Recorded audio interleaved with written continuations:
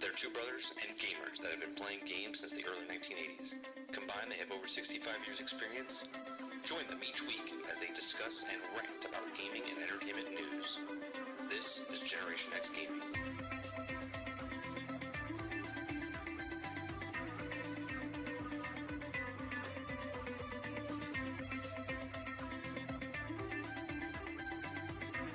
Hello, everybody, and welcome back to another episode, another week of Generation X Gaming, the weekly podcast that goes over a few of the top stories from the past week, and we rant along the way. I'm your host, 30 and Still Gaming, and joining me each and every single week is Sarge McCluskey. What's going on, bro? I've noticed now it's time for me to get new glasses because if I put them on or off, there's still a blurry area somewhere in the vision.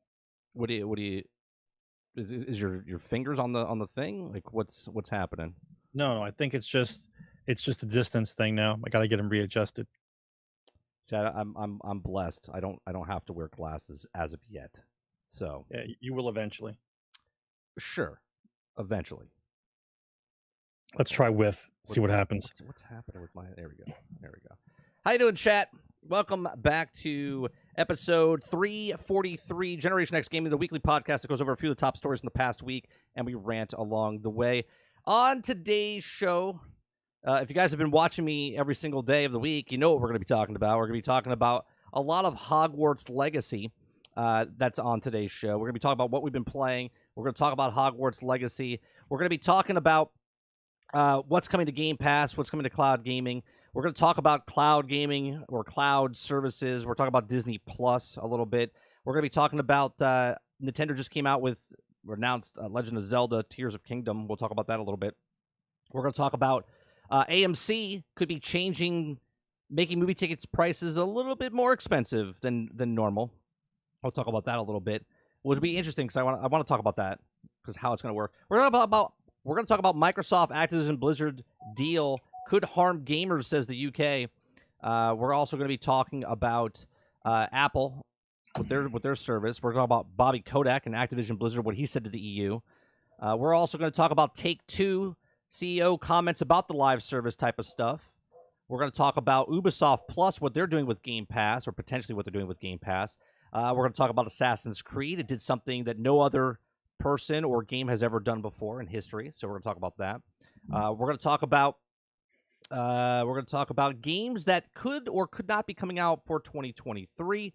All of them. We're going to be talking about Dragon Age Dreadwolf a little bit. We're going to be talking about The Day Before or The Day Never Before. We're going to talk about that. We're going to talk about Gears of War 6 a little bit.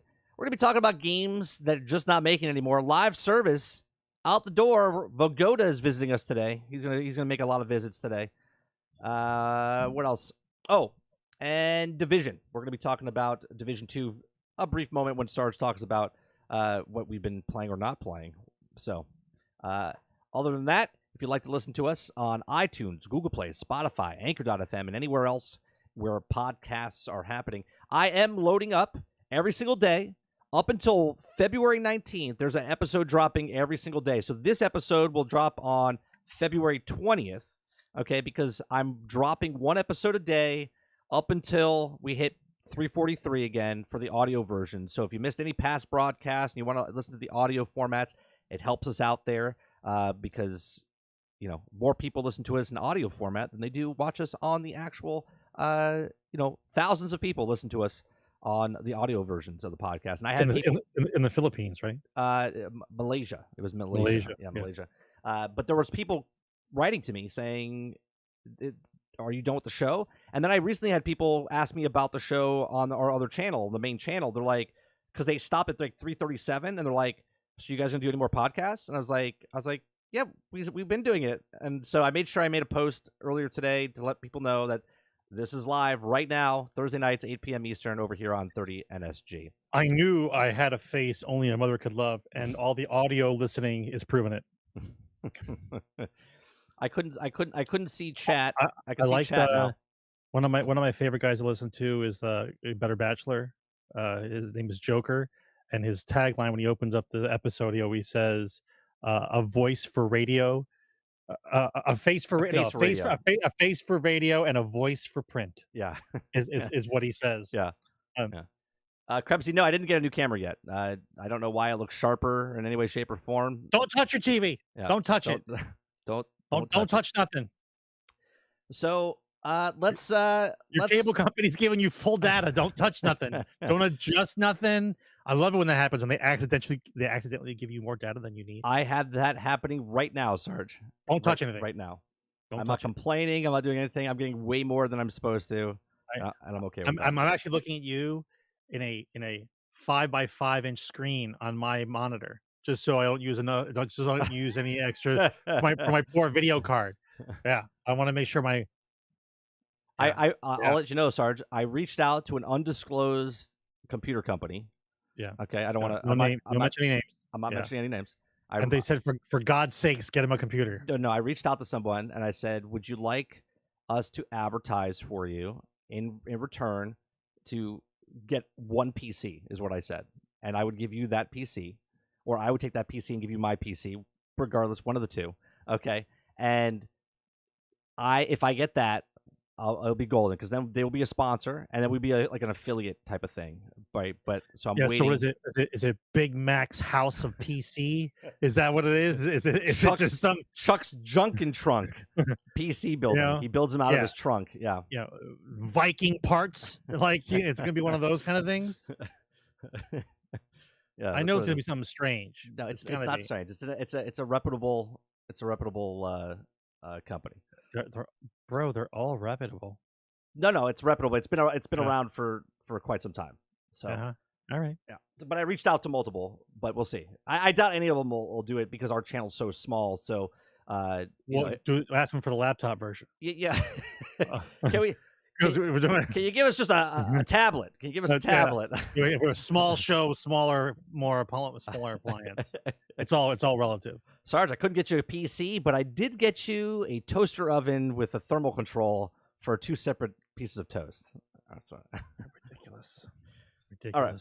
So let's get to what we've been playing.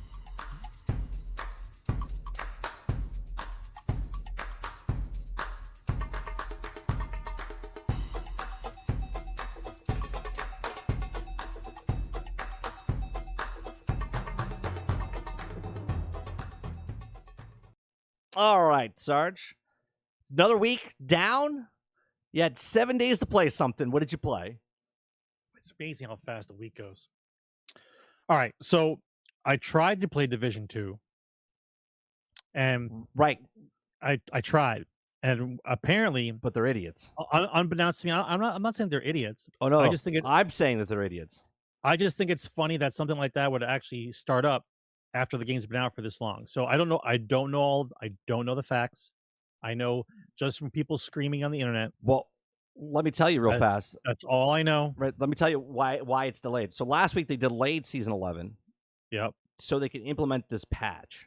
Yep. Okay. And all the patch was for people that had their own language on the screen. Right. So here's what happened. Okay. Yeah. So last week it says we shared news and the season would be delayed due to localization issues. This past Saturday, in the process of creating the update, which would resolve the issue, we encountered an error that brought down the built generation system for Division 2. As a result, we cannot update the game until the system has been rebuilt. Okay. So in the past, when seasons were delayed, we extended the previous season, right? But they can't do that because they don't even have access to their own game right now. Yeah. So they have to build the whole system again. They bungeed themselves. So they could get in, so they could actually make patches. So somebody was hired and someone hit the wrong key. That guy's probably not hired it's basically a gift, because what ended up happening now is, because I couldn't play Division 2, I went and I loaded up ESO and I loaded up High Isle, because it's been out for like months now, right? That's that game that you couldn't remember, and you told me I should play it. No, ESO. ESO is the game. High Isle. Oh, never mind. Yeah, High Isle is just the next chapter. So I loaded up, and I, even though, if you've been playing this game for a while, even though people can say that it's just the same, it's another chapter, but if you're into the world of Elder Scrolls, if you're into that universe, I always found that I never liked playing it day one, and for this reason, because everyone's doing the same thing. And so all you see is people running around in the same places that you're running. Right. So when they send you on a quest, it's like there's 5 guys in the room, and it's supposed to be like this after boss battle thing that happened, and it's like it doesn't engross me, right? So now that I'm playing, I'm starting it now. It's probably like 6 months old, 7 months old, right? And so basically, the area that I'm in is nice and quiet, right? There's not a bunch of people running around. I can find all the resources that I need, right? I'm listening to the story, and here's the plus and the minus for this game. The dialogue is incredible, right? Yeah. And if you have no patience, you can just keep pressing the button and just run around and collect stuff and play the game and just run and collect stuff and be done with it. Or you can actually sit down and listen to everything the actual DLC that you bought has to say, right? You go through the stories, who's attached to who backstabs who. It's like, so if you're paying attention, all these chapters added together make for one hell of a story. Would you right? say there's too much dialogue, Sarge? For a certain It's a joke. It's a joke. for a certain person, yeah, probably there might be too much dialogue, but I love that universe, and so I'm completely okay existing in it and exploring and looking around. Right? I have to say, out of all the DLCs that I've purchased for ESO, I brain gifted this one to me, brainchild in chat. The land is I like just the way it's drawn, like the way it looks. Like they have these huge fields with sunflowers in them, nice white mountains. Like they did a really nice job. It's got a more of a shanty type of thing, a lot of pirate ships and a lot to do with coral, and some of the monsters all to do with coral and undersea animals and things like that. Right. So it's been a blast to play. I've been playing it enough for like 3 days. I haven't come to the end of the chapter yet, but I did find two more companions on the island. So I just now put one of them on there. I spent an entire day, and here's the long part for those of you who don't who don't play MMOs, right?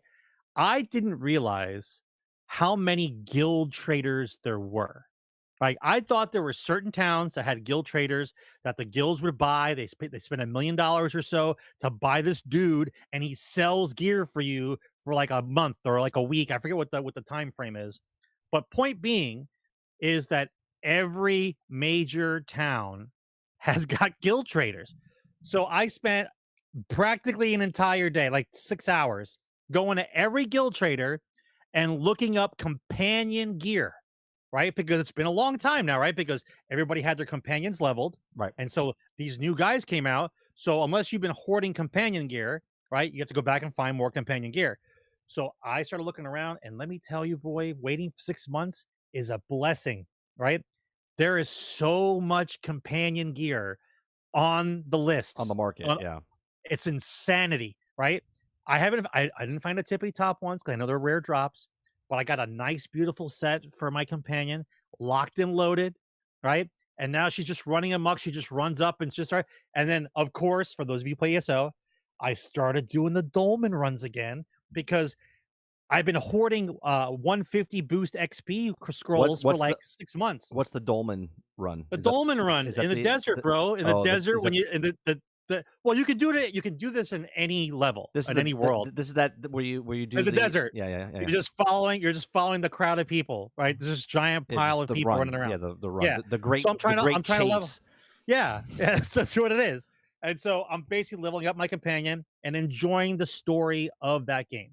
Like I give it to them, the narration, the way they tell the story, all the interactions with the different characters, and how they keep running into each other at different points. It's just it's done well. And of course, I can say it in 2 seconds like somebody else would. You could say, oh, just the same shit in a different world. Right. Yeah, right. That's true. That's true. But everybody who's been going on for 6 years plus been doing the same thing anyway. So we all know who you are. We know what games are in that same category. Yeah, but that's like saying reading a book going, well, book's the same. It's got words on the page. It's just more pages, right? Like that's like if you break everything down to its simplest form, yeah, that's what it is, right? It's just more of the same stuff. But if you like that stuff, it's more content, right?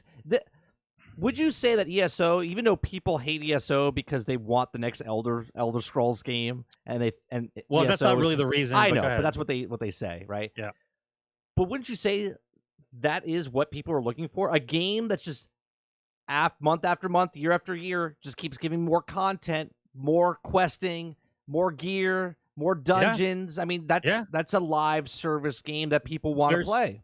Yeah, there's so many dungeons, right? And it's gotten to the point now where I actually have to look some stuff up online because when I go into some of these dungeons, I forget the battles. Right. There's so many guys, there's so many bosses with different attack patterns that you have to remember who's who. And so if you don't play for a while, have you ever played you get PvP? lost. Have you ever played PvP in ESO? Yeah, I've got about, I think, maybe like 100,000 points. I have nothing. I've never played PvP in ESO ever. Yeah, well, I don't play as an attacker. I play a support role because I haven't played long enough to figure out the combos that you need on a PvP build to be competitive. So I'm more of a so what I basically find is I find the guys who are spec'd out for like to hunt down and kill the best of the best, and I follow them around and I buff them. That's basically what I do. Right. Right. So as soon as they start seeing me buffed, I get targeted because I'm the healer support guy. But I like to follow them around and see how they play, what spells they're using and whatnot. I don't like I said, I don't have the time to put it all in again. I know. That's why I play the story and I move on. Yeah, that's they're exactly why really I like. Good. They're really good at it. Like I'll tell you this, for a good 2.5, maybe like 3 hours, the series of quests that I played made me feel like it was Goonies. Like I'm watching, I'm playing the thing, I'm going, man, this is familiar. And I couldn't put my finger on it. And then as soon as I saw the pirate boat or the ghost pirate boat, I'm like, Goonies. These guys definitely did Goonies. There was even a part in the game where I was in a cavern, and on one side of the cavern was an opening, and there's a ghost ship, and it starts slowly going out there. I'm like, this is 100% Goonie. Right. Like 100% Goonie. I have a question. So the companions, I played with the companion myself when they first brought him into the game over a year ago. Would you say, jumping back in, when you don't have someone to play with and you're just running solo, does the companion make that world feel a little bit less lonely? You know what I'm saying? Like, is it actually do something, or is it just a character that's just more time to spend doing something, or does it actually feel good? Well, it allows you. It basically allows you to test out builds by yourself. So if I want to test it out, if I want to test out a new like damage dealing build, then I'll spec out the companion as a healer, and so I don't have to worry about healing, right? Okay. And so they're actually pretty good. If you spec them out correctly, they work really well. But you can make, just like yourself, you can make anybody anything. Just they have different benefits based on the class that they are, right? So like the one guy is a Templar, so you want to build him up to be a healer. He's got the different bonuses to be healer, but it gives you the options, right? And so I enjoy the game the way it is now. The companion is just made like an entire separate thing to worry about. Like if you were worried, if you've been playing the game for 6 years, you've been worried about you the entire time. Now you have to worry about finding gear for your guy. Right. Like, and it created this entire different market. People are starting to farm other things because the way the game was built is a companion piece of gear can drop from any boss, right? A low percentage chance of anywhere, but a higher percentage chance of any boss. So then people were just going, well, the most bosses I can kill is the dolmens. So I'll do the dolmen run and I'll see how many companion gears I can get, like that type of thing. You're going to do the most efficient way possible. Real quick, Akuta Papa from chat says, nice. ESO is so big, but it's always hard to get into because of its depth, right? And I feel like that's a turn off for a lot of people, right? Well, I had that with a couple of games. Yeah, but okay, look, just look at it this way. There's different groups of people who are playing the game for different reasons, right? The people who are actually into the min-maxing and into the gear stuff, they learn what it takes to get those pieces, and it gives them something to do, especially if you're 6 years in and you're bored, right? You're trying to do other things. And just like the pyramid we talked about before, the more intricate and higher the path of the gear, the more narrow the more narrow the space becomes of where you're going to get that gear, right?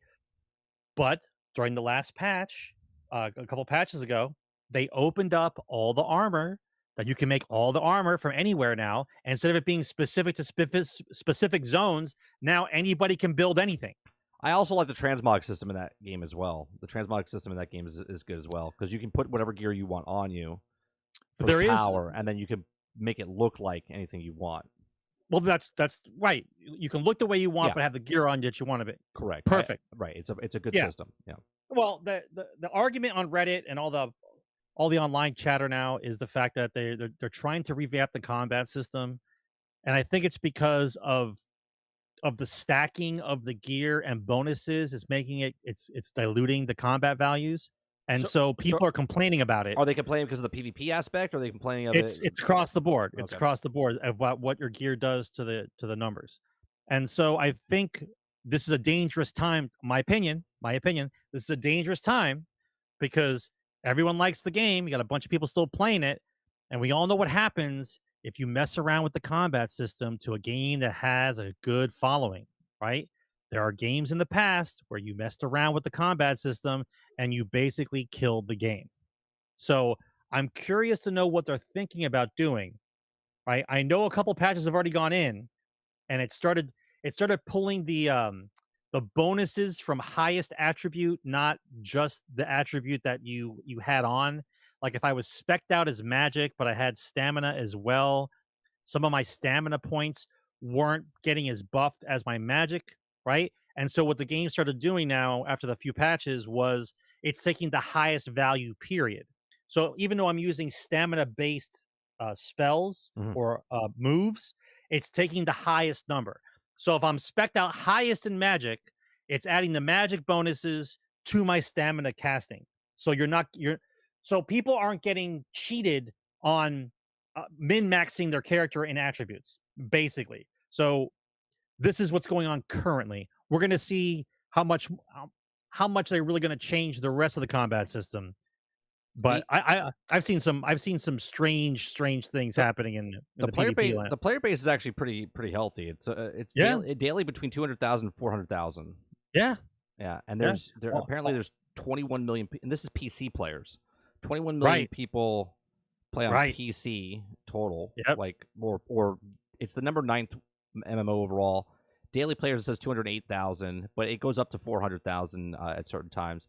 And the 5 year, I mean, it looks, it's constant. It's at a low point right now. It hit its high point back in 2021 when we were all stuck in our houses. Obviously, it went up to 1 million just 1 year ago. 1 million. So it's pretty crazy. But yeah, I think it's I've always liked ESO, but the problem with ESO is that time. And we'll talk about time throughout this whole show, right? Time is time. And you can't get more time. So you have to pick and choose what game you want to play, and then you dive into that. And if you're playing ESO and you're playing it nonstop, or you're diving into that game, regardless if it's an MMO or a single-player game, if you spend 10 hours, 50 hours, 100 hours, 1,000 hours, that's time that you're in one and not playing other things. So any other thing you're playing, Sarge? No, that's been it for the last week. Yeah. Well, I played a couple of little tiny stuff, but nothing worth talking about. But I know I'm going to take a nap now because you're about to go into Hogwarts Legacy. I've only played Hogwarts. You can ask questions, Sarge. You can ask. I'm not going to. No, I'm going to take my little nap now. You can go ahead and you go. I'm going to lay back in the chair. All right, you talk about Hogwarts, and I'll chime in. Okay. When you get to something interesting. So I have been playing Hogwarts Legacy. Okay, I got in early because I just got back, Sarge, from New Zealand. Okay, so I started playing on Monday. Okay, and I'll be honest with you, it feels like 15 days. I feel like I've been playing this game for 2 weeks. Okay, I've put so much time into this game, and yet I feel like I've done absolutely nothing this entire time. Okay, and that's a good thing. So I am not. Let me put this out there. I am not a Harry Potter fan. I enjoyed the movies. I'm a film guy, right? I worked in the film industry. I appreciate what the movies did. I love that aspect of it. I never read the books. I know nothing about the Harry Potter books besides my wife read them and she told me stuff about them, but I've never read the books. I am 100% a fan of Hogwarts Legacy. Okay?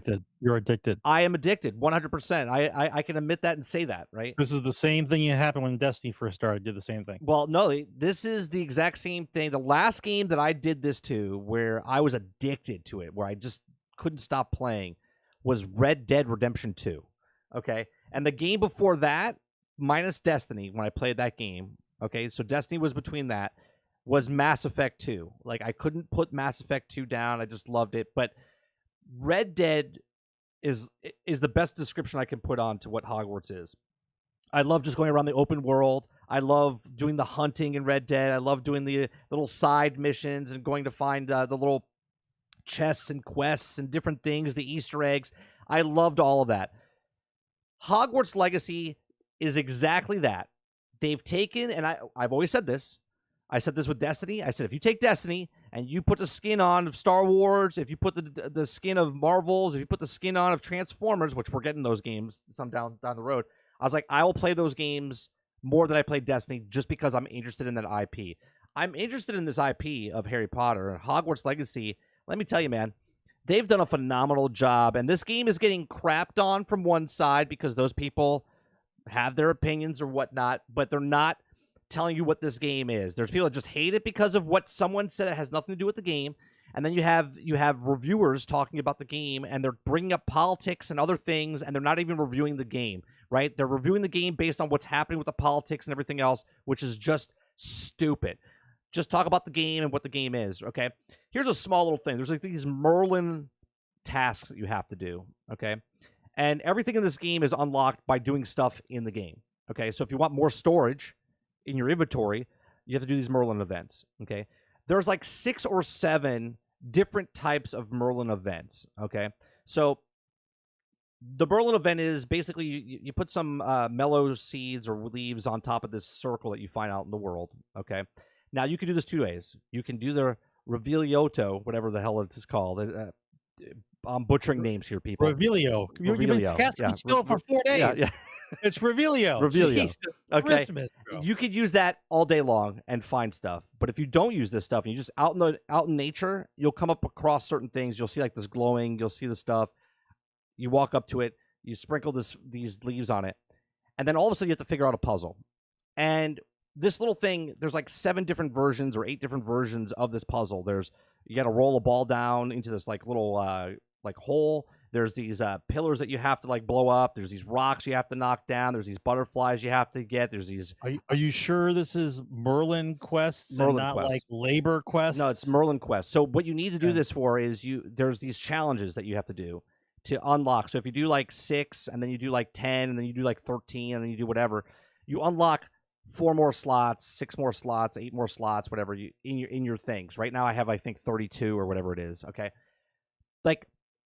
That would be mundane and monotonous if it was the same thing over and over. Like if I had to put the same ball in the hole at every one of these things, you'd be like, oh, one of these things.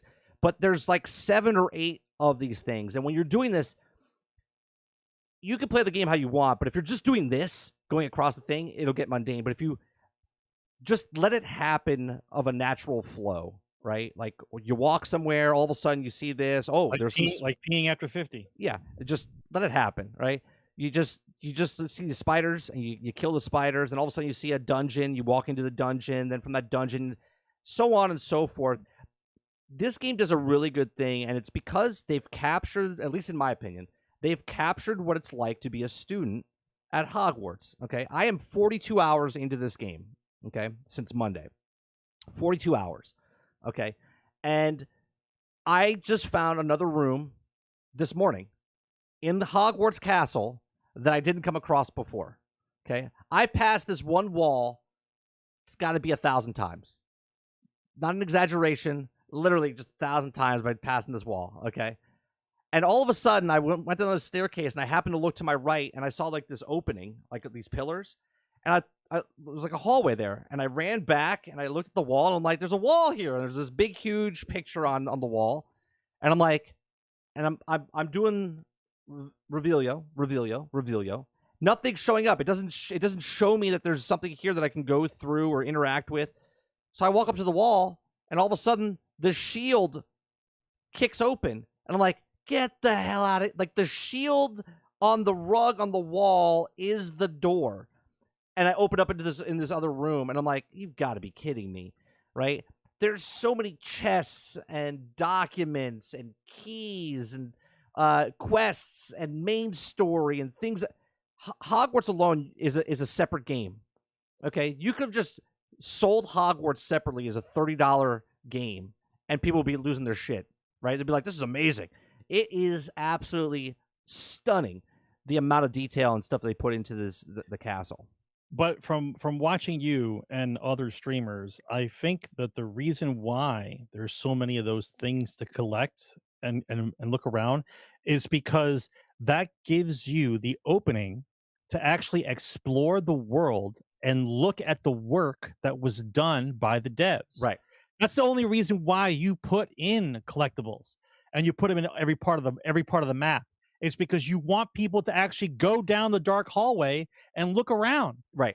Otherwise, just like any other normal game, if you're a normal dude, you don't care. You just run past all the walls. Like there could be an actual demon pointing fingers at a sign that says you'll never see it, right? And no one will ever see it because you keep running past the hallway 6 times. You don't care, right? But that's why it's there, right?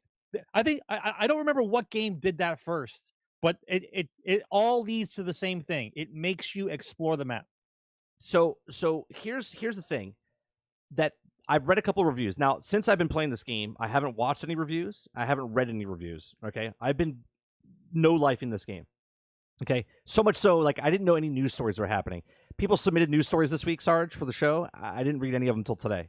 Okay, it gets glazed over in 3 reviews that I read. I'm not going to bring up the titles or anything, but they go, well, the story has holes in it. It doesn't make sense. And I'm like, the story doesn't have holes in it from what I've done so far, because if you just do the main storyline, I could see that, sure, there's flaws there.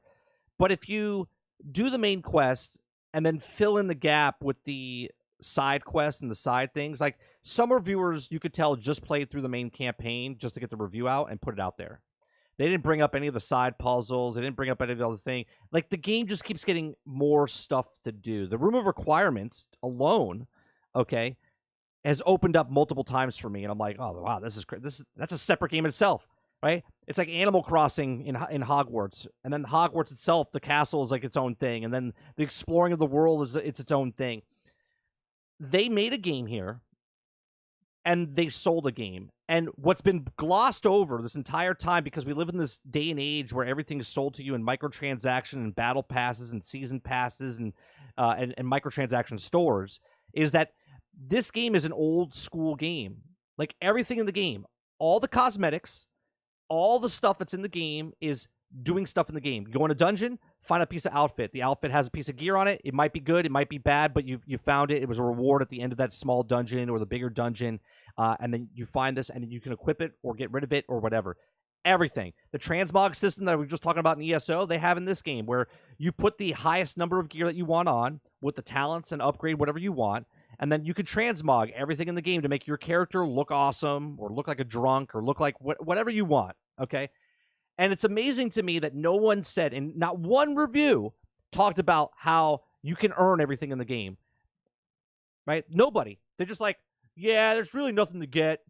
There's just cosmetic stuff that you can get. But the cosmetics is the game. It's always been the game in the past. Up until we got horse armor, and then everything changed. Where now people are like, cosmetics are not content, okay? But yet they sell you as microtransactions, and you have to get the battle pass, and you have to get this thing, the coolest thing.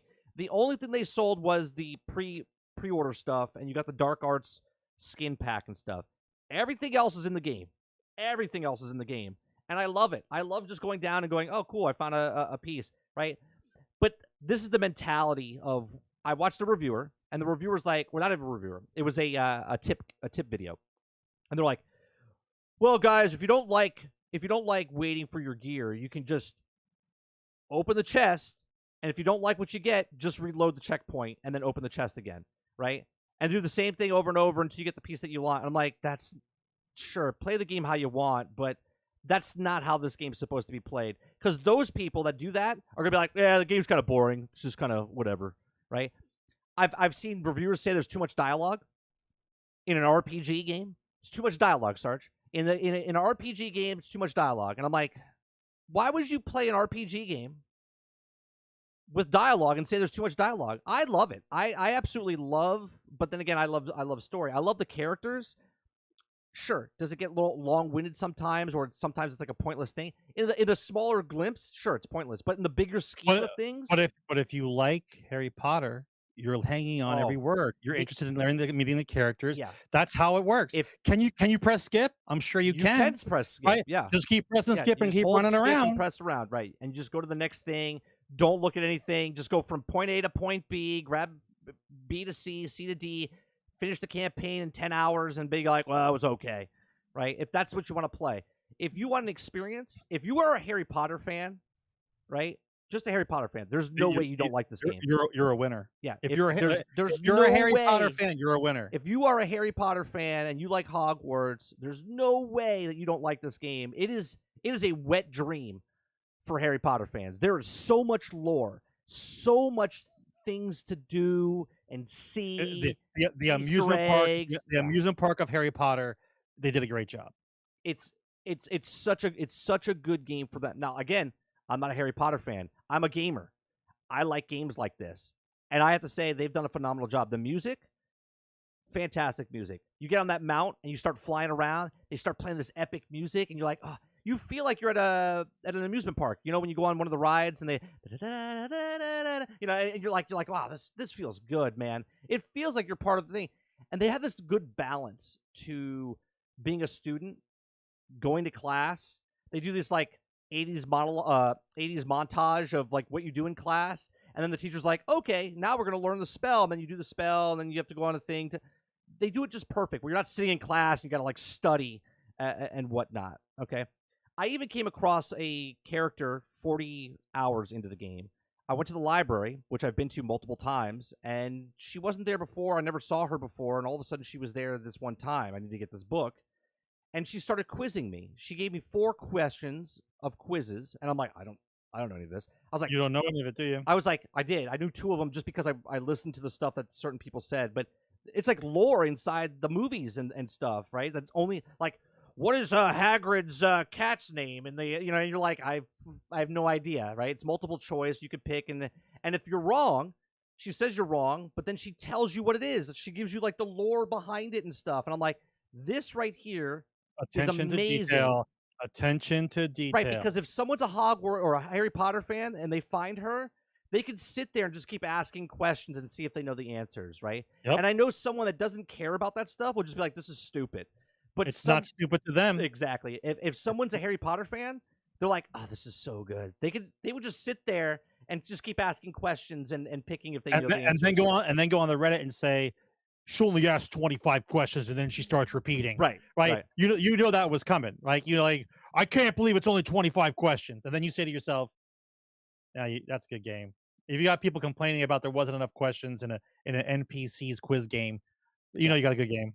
I like the dialogue. I like the animations, the music, the combat, Sarge. The combat, I know someone's going to say, well, it's repetitive and it's not inspired. Or it depends on what spells you pick, doesn't it? I think the combat is it's just considering what you're dealing with. Let's factor that all in. Considering what you're dealing with. I'm gonna say this, and I'll probably get flack for it. It's just as good as Spider-Man with the fighting in Spider-Man, but you're with a magic wand spell instead. Instead of punching with your fists, you're hitting with the magical spells and the wands and the combinations that you can do. So is it 8? Do you have 8 combos? You have 4 buttons and 4 buttons? You have 16. It's just okay. It's just your right trigger and then A, B, Y, X. Okay. Okay. And then you have LB, RB for your special attack. Okay. Okay. Your meter goes up, and I have three attacks that are big, and then you have the 4. The only way it's clunky is if you don't realize how to, because you have to hold right trigger and then up, left, or up, right, or down, or left. You move the D-pad. So it has to be quick. Yeah, you have to, like, so if you have 4, let's say, fire spells, and someone's got a yellow thing, if you don't have a yellow on your thing, you have to move over to the next one over, use the yellow, do the cast. But when you're overwhelmed by a bunch of people, there's a way with your talents and combos that you can do damage to multiple people at the same time. But you are a veteran gamer.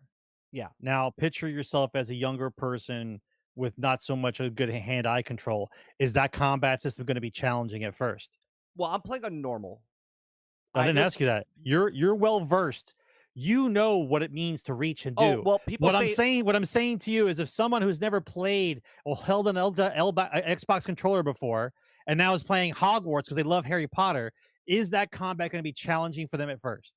Yes. Or is it just you pick it up right away? No, a lot of people. Well, you'll pick it up easy right away, but there's also. But does the game teach you as you go? It does a very good job of the tutorial, and it doesn't feel like a tutorial. Like, you're literally tutorialing like 9 hours in, right? They're like, oh, here's a new spell. Here's how you use the spell, right? Like there's little baby steps across the way. It's hand holding in the proper way.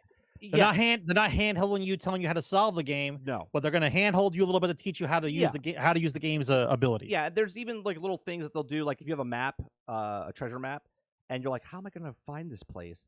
If you're walking in the world and you happen to come across where the map is, all of a sudden your character he mentioned something. He's like, beautiful. Yeah, he's like, oh, the way it's supposed to be. Yeah, he's like, oh, this looks like the bridge on the map I have or whatever. Right. And then you're like, oh, it reminds you, oh, right, that's right, I have a map. And then you go look at the map and you're like, oh, then you go look at this thing and then you follow.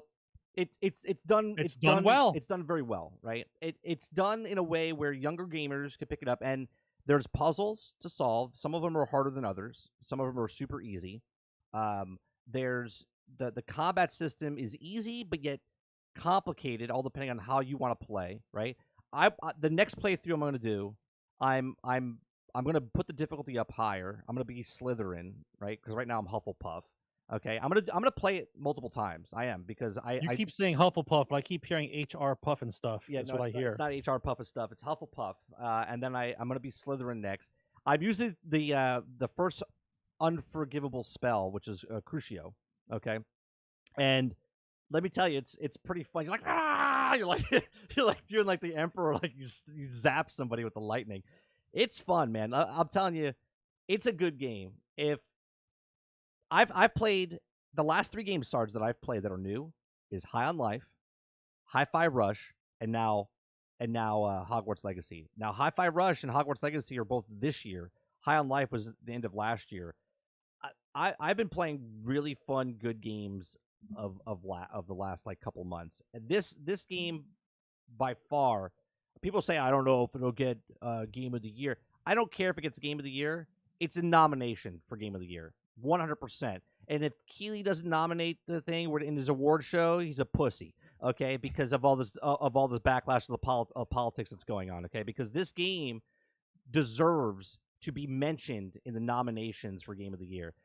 From the design, from the art, from the dialogue, from the combat system, everything in this game. This, my friends, is what a game looks like when it's complete. I know we've been skewed over the last couple of years. Okay, we've waited for a game to come out, and we have to wait 6, 8, 12 months, year and a half for that game to actually be finished. Okay, this game. Okay, now I understand there's some people on PC having issues a little bit, frame rate issues or whatnot. I don't know anything about that. I know from Xbox Series X, I had one issue where I fell through the map. And then I was like, let me see if it was a glitch or if I can recreate it. I went back over there and I fell through the map again. So they forgot to cover up a layer, so you fall through the map at this one section. But as far as I'm concerned, considering what that game has accomplished, you allow that. Sure. Right, that's an allowance. To be fair, though, Sarge, I've fallen through every map of every game I've ever played. Yeah, okay? but we have a thing about breaking games. That's what we do. Yeah, that's exactly right. But what I'm saying is, I haven't had any major issues. I think I had one hard crash to the dashboard, and it was just random. And I think it was because my Xbox, I played for 12 hours that day, and the Xbox was just like, "Fuck you, I'm done," and it just shut off, type of thing. I don't think it was that because of the game, and I'm not making excuses, but it did happen once. Other than that. Little flutters here and there. I'm playing at 30 frames per second, the fidelity mode. It looks gorgeous. After this, like I said, my next playthrough, I'm going to put it to performance mode. I'm going to play the 60 frames per second. I'm going to play Slytherin. I'm going to play hard mode and see how I like the game better or worse or whatnot. And you can change it along the way. Like if you want to change it because puzzles are too hard, you can change it. So I haven't bought the game yet. So am I supposed to buy the deluxe version or just the normal version? You don't have to buy the deluxe version because if they're selling the deluxe version assets, in the game. So if you want the skins, then you would buy the Gotcha. deluxe. Right now, it's too late. Like, there's no reason to buy pre-order now because it comes out in like 4 hours, like Okay. a full release. Okay, so the game though, if you had to spend $70 on a game right now, Sarge, I would say this is worth your money for it because of just the sheer amount of. Is it 70? Is it a 70 it's or it's is it a $70 game? It's 80 if you do the pre-order. It's 70 standard, but it's a game. I know it's hard to imagine. Now there is a little tab at the bottom. Okay, and today it actually showed something. It showed I already owned it because I pre-ordered. If you go to it says additional content. You click on additional content when you like load into the game. Like it has your saves and then it has the additional content button. If you click on that, it says additional content for new DLC or whatever. Now, right now, when you click on it, it only opens up for the basically the pack for the skins and the whatever the mounts and stuff that you're getting, the Dark Arts pack. So have you got a couple questions? Are the centaurs in there? Centaurs are in there, but I haven't fought them or anything. I saw them. And do have you got to the part in the game where you're actually collecting animals yet? Yes, and that's like a whole separate game itself. I breeded my first. I forget what the hell the animal's called. I'm not a hippogriff. No, not the hippogriff. The ugly horse with wings. I don't know what it's called. The ugly horse with wings. The ugly horse with wings. What's wrong with you? The ugly horse. Jesse Mack. What's that? What's the thing ugly called? Horse with wings. Yeah, I forget what it's called. Like I said, I'm not a Harry Potter fan, so I'm not. By the end of this game, Sarge, I might actually go read the books because it feels. Here's the thing, like the Quidditch is not in the game, and right in the beginning, in the first 15 minutes of the game, they tell you why it's not in the game because the headmaster was like, "I'm canceling it this year. There's no, it's not the hippogriff." But that means they took the time to actually put it in the actual script of the game and why the actual part of the game wasn't in it. Thrisserals. That's it. Thrisserals. How do you say that? Thrisserals. I'm butchering that. Thestrals. Thank you. Right. So they put the Quidditch map in here, and 100%. This is what I'm sticking to what I said before the game came out. Right. I've said it on multiple podcasts on ours. I said it on Lono's podcast. I said that this game is going to have some sort of multiplayer or live service like Grand Theft Auto Online after the fact. Okay. It's just weird to me, right? I feel like Hogwarts itself, I don't know if it was this before and they took it out or if they plan on putting it in.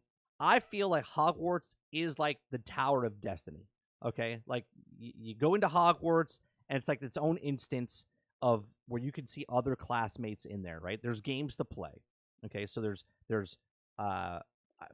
pardon the, I don't know the game's called, where you're pulling the balls towards you, okay? There's Quidditch. I don't know what the ball I don't know what it's called, Sarge. I don't know what it's called, right? But there's games to play that you would easily be able to bring in a friend and compete against them in a match. Okay? You can play Wizard's Chess. You can play what was the marble thing called? Gobblestones, I think they're called, right? Summoner's Court. Thank you, Sean. Gobblestones or something, where the stones, like, they spray this. If you lose, it shoots you with this like smelly, stinky gas or whatever.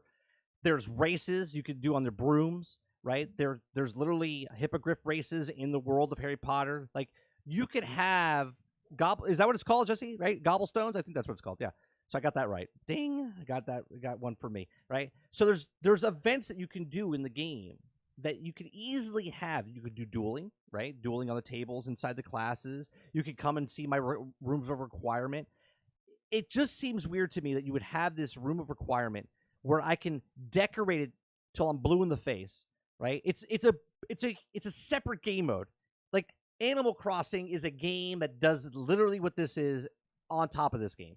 Okay, room of requirement is Animal Crossing in Hogwarts, where you're decorating your room, you're putting stuff in, you're breeding animals, you're petting them, you're feeding them, you're getting materials from them, you're doing all this stuff, and yet you can't show anybody, right? Unless you're a streamer, unless you have a little brother or sister, right, that's watching from behind you, no one is seeing what your room of requirements is except yourself, okay? And to me, it just seems strange because you can't share it with anybody. And Hogwarts itself just feels like it would be an interesting place. I'm not asking for like massive multiplayer here, okay? But I am asking, I don't know, 10, 15 people, like all of a sudden random person's in there and they're like, hey, what's going on? You like wave to them or something. I don't know. Something. I feel like they're going to put some sort of DLC or they're going to open it up to like an online thing after the fact. They're just releasing the game.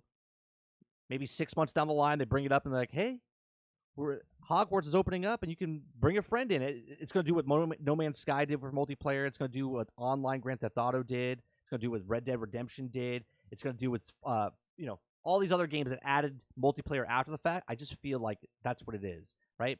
Go on an adventure with one other friend, co-op. I don't know. It's WB. I know it's a separate studio, but Gotham Knights, buddy up with one other person. You can go in the open world city and kick ass, right? I feel like they can do the same thing. The good news is WB has a win. Yes, and right. That's the good news. So it needs to be a big win. Okay, so here we haven't got numbers yet. Well, we don't even have numbers yet. You got to wait at least a week, bro. I'm gonna go on to that for a little bit here because Hogwarts Legacy. Let's go to the top stories. We're gonna move into from this, but still talking about Hogwarts Legacy. Let's go to top stories.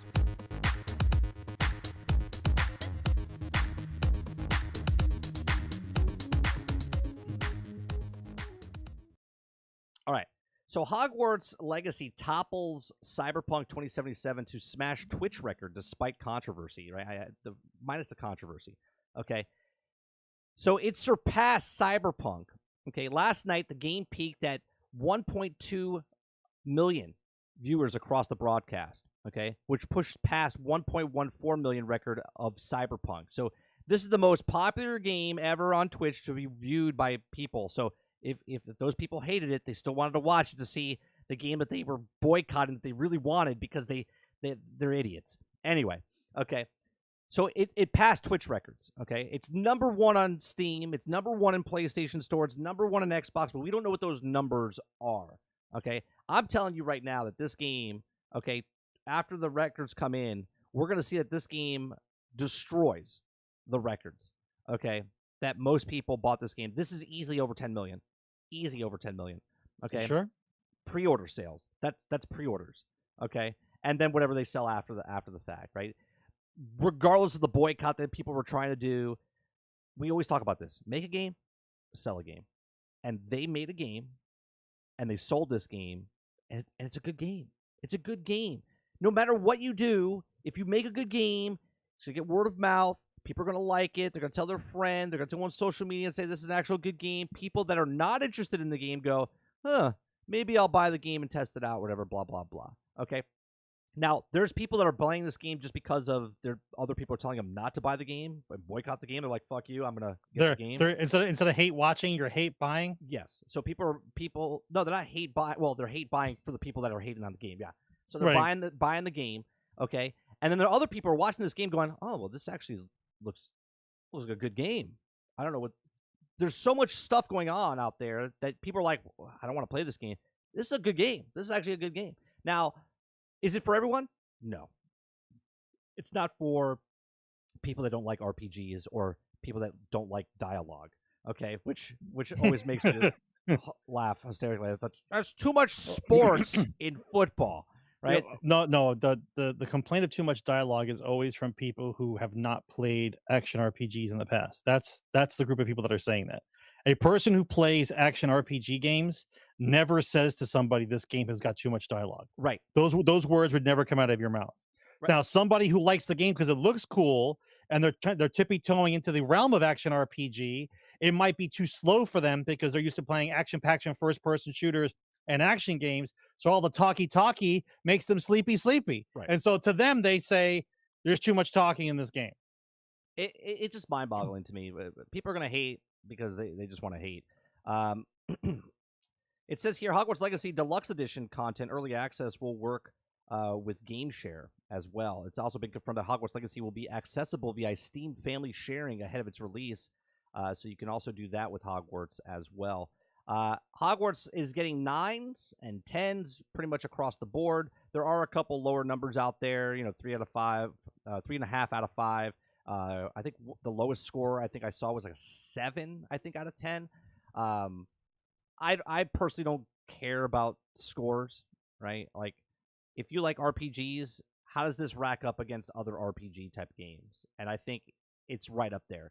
The only difference is that this is that dream game for people that are Hogwarts fans. Like, I want a Star Wars game like this, right? I want, an IP that I care about. Like, well, let's put it this way. I think that because of the way this game was made and the way they did it, when you're playing this game, what you're seeing as you're seeing this as what a Star Wars game should be in that kind of universe. Yeah, that's what you're seeing when you play this game, because you can see how they would do it if they had done it correctly. Yeah, someone, I forget who said it, and pardon me, I don't remember. Someone said, imagine this as like a Jedi Academy game, where you're a young, we're a young Padawan, right? Hogwarts is like, the temple instead of Hogwarts, and you're going through the temple and you're going through classes and becoming a Jedi. And you're a Padawan, right? Like, I say this all the time, man.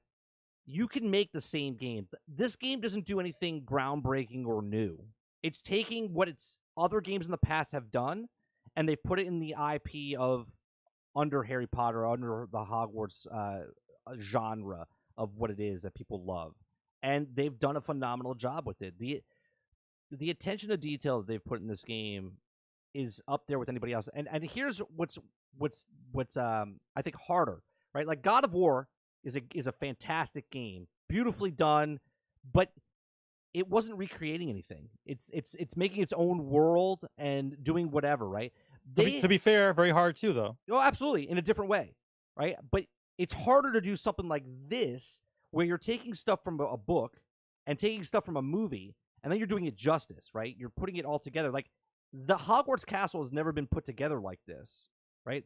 Like, what you're walking through in the game is like the official blueprints now of what the castle is, because in the books they describe you what the hallways and stuff look like. But there's no blueprint. But there's no blueprint. And then the movie shows you rooms, but they don't show you how it connects, right? So the inner workings of the stuff. So it tells you there's 142 staircases in the castle, and it tells you that it's in the northeast wing, and it tells you it's over here. But these guys had to put it together, and it's mind-boggling on how it's kind of you can't tell me that the people working on this game were not grown up Potter fans. Well, let's put it that way. If they weren't Harry Potter fans, they are now. I mean, they know so much about it, the ins and outs of this game, that they became. No, but what I'm saying is nobody puts that kind of effort into something like they don't really into.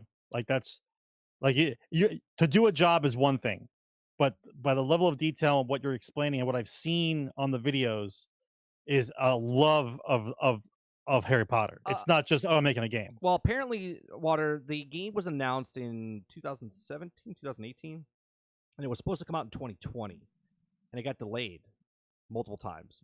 And here we are with what it is, right? So it might have changed along the way. We know that they had to cut down the map a bit. They had got rid of. I would like to see when the game started, like when it was officially started to be done. When those kind of stories come back, you'll get a better idea of what it takes to make a game of this caliber and what the timeline actually is. Yeah, well, obviously, if they started in 2017 and if they didn't reset anything, I mean, it took them 5 years, right? It took them 5 years we say 3 to 5 years to make a good game, right? And this is a good game. It is. It's a good game. So, yeah. So that's basically it. You guys can watch me play it. I'm playing it nonstop. Like, I've truly, I've just grazed the surface of. I think I'm at 47%. I have 42 hours. I'm at like 47% of like the story, the quest. I just finished like trial 2. I don't know where that is in the story. I think there's 4 trials for like the main story.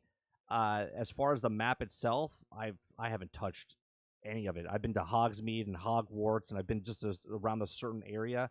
But I'm loving it. I'm absolutely loving it. And yeah, so come and check me out when I play it. I might play it after this. I might go live after this just to play a couple hours to get some stuff done. Creature says there's just seeing the base game, only the beginning is of this IP. Yeah, I mean, I don't know if they continue this as even if they add a multiplayer aspect to the game to keep people like coming into the seasons or whatever. I still think they'd make a Hogwarts Legacy 2. and a Hogwarts Legacy 3. It would be difficult though. I see where you're going with it, but the way that the game is structured and how the game is, it's very hard to recapture the same magic because you're doing this from scratch. Sure. Like to go through the castle and everything about it. Like what would be? How do you top it? How do you top? You would have to. You know what I'm saying? Yeah, you would have to. You have to move you from Hogwarts, and you would have to on summer vacation. It's a DLC. Are you ready for this? So on summer vacation, you don't get to stay at Hogwarts. It's a DLC, and you go to Uganda, and you go to the other wizard school over there. Right. Like, and it's a different story. Right. And like same type of thing, maybe, but at least that gives you the 3 games, because even in the movie you had the 3 competing houses, right? 4. The 3 schools. 4. Oh, that's right. There's 4 schools. You're talking about. You're talking about the schools, the actual schools. No, there's more than there's more than that. Yeah, but the ones that they showed in the movie, I think there's 4. If you needed something to make sequels based on of, that would be at least something you could work off of, is what I'm saying. Because it would be hard to do the same thing because you'd be in the same map again. Like, what would you do to make it different? You're not a superhero, so you're not going off to save the world. So it's harder to put it on a whiteboard what the flow of the game would be. But I know why you're saying it, because it's such a great IP. But I think because of the way that this IP is structured, it's hard to make a sequel based on what we have currently. I think it's a one and done with some DLC added in, but I'm not sure about a whole Hogwarts 2 because of the way the game is structured. I do see that this is a franchise, not because I'm not talking about Harry Potter, I'm talking about Hogwarts. This is a new franchise, and it's going to be around. This is as good as Jedi Fallen Order did for Star Wars, for Respawn. This is their game for Hogwarts, right? Yep. For Harry Potter. Yep. Like they're going to make a sequel to this game 4 years from now or whatever. I can see it happening. All right, real quick, let's go to the next story. Coming soon to Game Pass, we have Atomic Heart, which is the I don't know how it's like a Fallout type of game, right? It's like a Fallout type of game. It looks interesting. I'll probably try it. It comes out on the cloud plus console plus PC, coming to Game Pass. We have cloud plus and PC for Mountain Blade 2, Bannerlord. I've never heard of it. I'm sure I'll try it. We have SD Gundam Battle Alliance. I think Nostalgic was telling me about this game. That's coming to Game Pass. We have Shadow Warrior 3 Definitive Edition coming out to Game Pass as well. My son's going to be happy about this. City Skylines Remastered is coming back to Game Pass. And then we have Madden 23 Sports Ball coming to Game Pass, console plus PC. But don't play the game if you think there's too much throwing in a football game. Okay, you don't want to play this if it's too much throwing in a sports game. Next topic I want to talk about is Disney Plus has lost 2.4 million subscribers in Q1 of 2023. Now, we always bring up Disney here. I'm a local. I go to Disney World. I'm an annual pass holder and stuff. I watch Disney Plus. We had the 2-year deal. I haven't watched Disney Plus. I stopped watching. I think the last thing I saw on Disney Plus was, we just watched Big Hero 6. Andor? Was Love and Thunder. I haven't even watched the Black Panther yet. I think Love and Thunder was the last thing I watched before Big Hero 6. Don't really watch it. I'll watch Mando. Oh, that's not a lie. I watched Bad Batch episodes 1 and 2 before that, since then. But they lost 2.4 million subscribers. Now, they're hurting big time. And because they lost this, they're also getting rid of 7,000 people on top of that, right? So Disney also announced that they're doing Frozen 3 and Toy Story 5. And they also said that Star Wars is so damaged, okay, that they don't know what to do with it. And there's rumors that they might sell it, okay, and or redo kind of some sort of, I just posted a story on our Discord, that they might do something with Rey and Grogu, okay, where they bring them together and kind of reboot this series or whatever of a 7, 8, and 9 type of thing, which I like what, like Kung Fu: The Legend Continues? Yeah, I don't know. Except with Rey and Grogu instead. I don't know if it's a buddy cop film. I don't know what they're doing. Okay, but Disney right now is hurting big time what they're trying to do or what they're not trying to do. And it's so idiotic to me because it's like you have it's like you're blowtorching something and then wondering why it's on fire. Okay? You're like, "Oh, hey, what are you doing there, 30? I'm burning Star Wars. I don't know why it's on fire though." It's like, "Hey, idiot, let go of the flamethrower because you're destroying the thing that's in front of you." And they're like, "Oh, what do you mean? I don't understand." Like, Star Wars should be printing money, but they had to make an agenda with it, right? The cartoons that they put in could have been making money, but they had to put a message in that, right? And change things around. And now they're losing people left and right. And it's just going to get worse here going on. I'll tell you what, though. I went to the park last week. It's packed. It's packed. Okay? And I laugh because every time I walk in, I'm like, look at all these people boycotting, right? Because there's all these people saying that they're boycotting, but I think they just like the word boycott, but they don't actually follow through what they said. Now, I'm not boycotting the parks, right? I'm a local here. It's a real nice time just to go there, go to dinner, go get something as an annual pass holder. I make out like a bandit just going like 6 times for the year, where other people, they spend what I spend, basically, right? Then they have to do it. That's why It's been talked about. They said the average family has to save for 5 years before they go to Disney World. Yeah. I pay for all 3 of, for me, my wife, and the kid. We pay less than what they pay for a week's vacation, okay, for the entire year. So it's 100% worth it. We go to a water park 3 times. So it's stuff for do, right? It's stuff to do here locally in Orlando.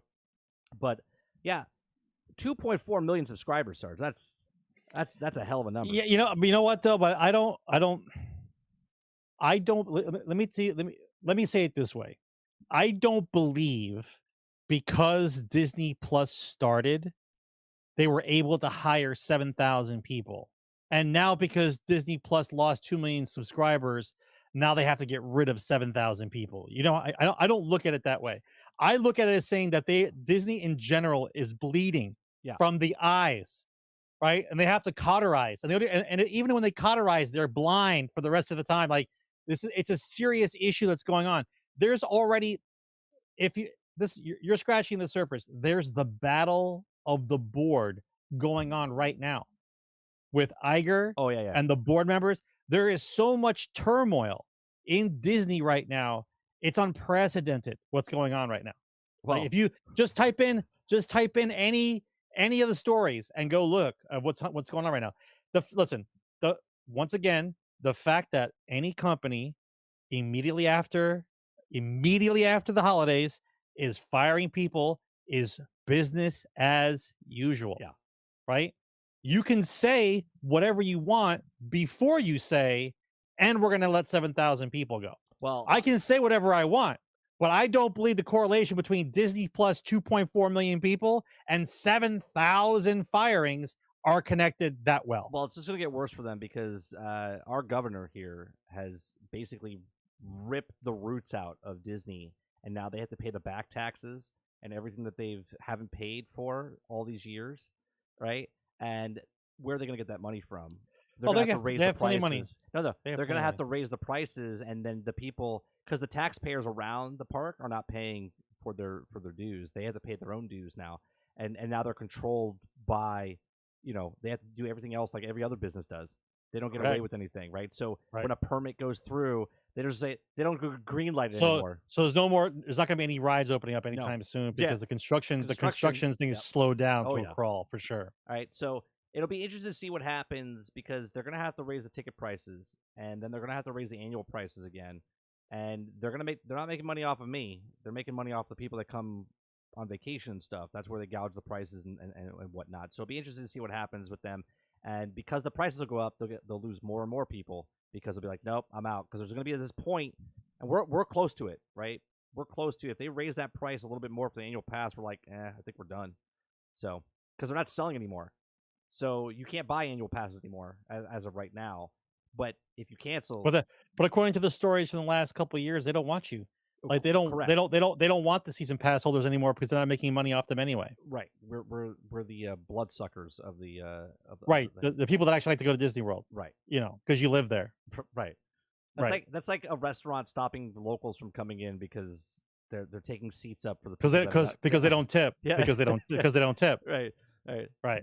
So going from that, going to Nintendo. Nintendo announced that Legends of Zelda Tears of the Kingdom will officially be the first Nintendo Switch exclusive to be retailed for $70, moving up from the standard $60 game. Now, well, they have to. They have to. Everybody else raised their prices. Why wouldn't the Switch? Well, I would love to hear an argument here from anybody that defends that $70 is next-gen games, because we all know the Switch is not a next-gen system.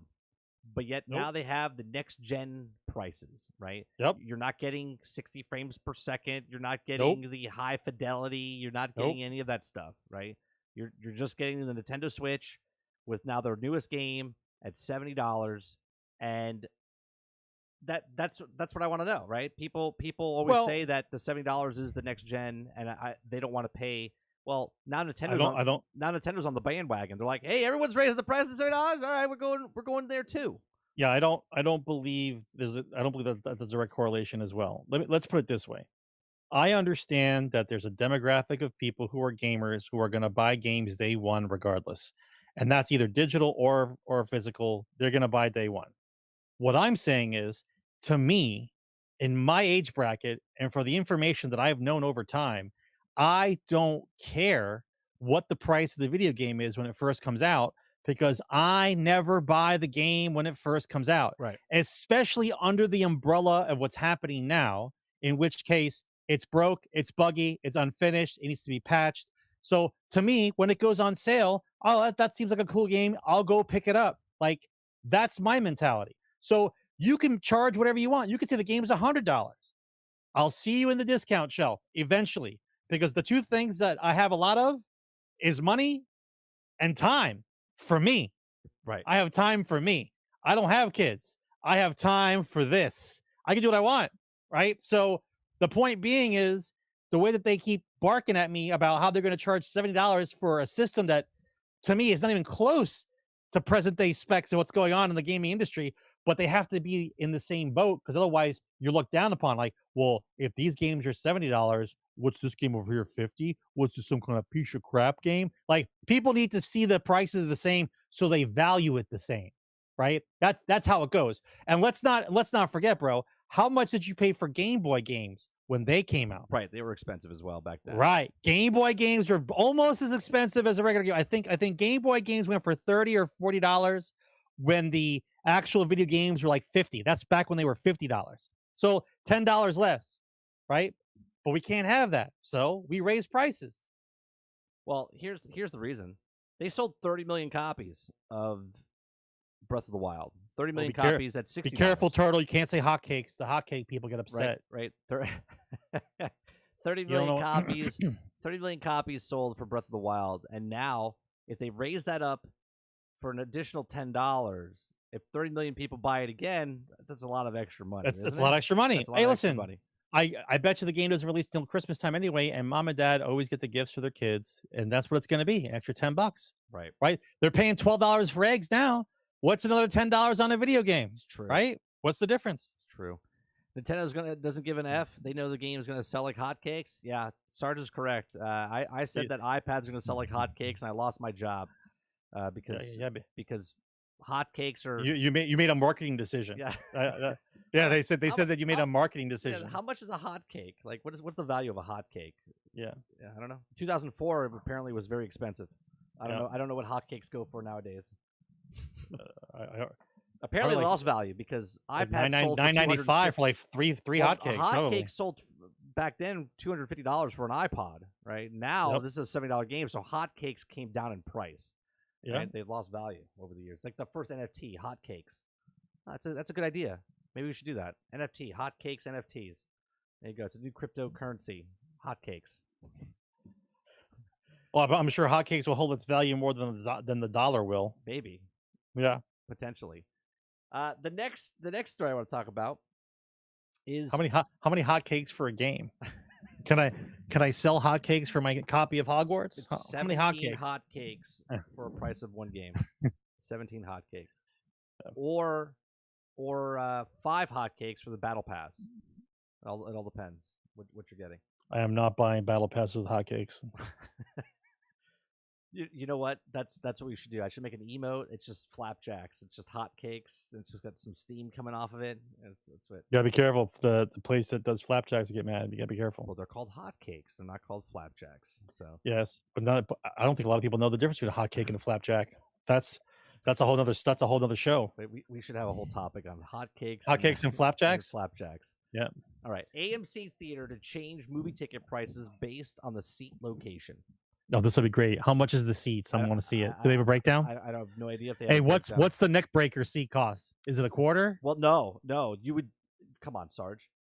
It would be $10. What's the seat? It would be whatever the ticket prices are now would be the front row, and then it would go up in price from there, right? Right. It would be like $10 front row, $32 dead center, middle two seats, right? Yeah.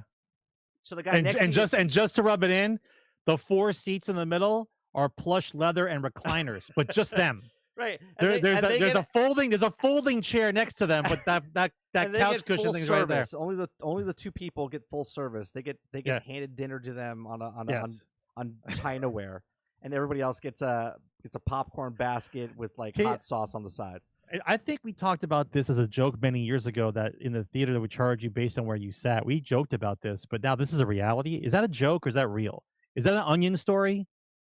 Is that a real story? What was the story again? The story you just read. No, this is real. That story for real? This is real. That's real. That's not a joke. I thought you were being funny. They're trying. Well, think about it, Sarge. The movie theater by us, we're down south, for upstairs was $20, and they threw in the popcorn and valet parking and whatever else, right? Yeah. So you're watching the same movie, but your seats upstairs are $10 more than the person watching downstairs, right? So what's the difference? They're doing this across the board, right? But before everybody was the same. Now it's like going to a concert. Yeah, but think about this: the same seat. I don't know if they're doing this, right? I don't know if they're doing this. I would have to read it a little bit more. But imagine that I buy the seat in the middle, and let's say it's $25. But now our dad buys the seat, and he's a senior, so he gets it for $20, right? Which the guy next to him is a cheaper seat, but he's paying more because he's not a senior, right? Like how does this work now as far as, each seat's different? Let me ask you a question. Let me ask you a question. Why does it matter how much the seat is when the theater only makes money on concessions anyway? Well, that's my next question. Why is that even a thing? If they're charging more for the seat, does that revenue go to the theater, or does that revenue go to the movie? It goes to the movie. You would think. So then why would it matter that they're charging for different seats then? That's my question. So let me read this and see if it's okay.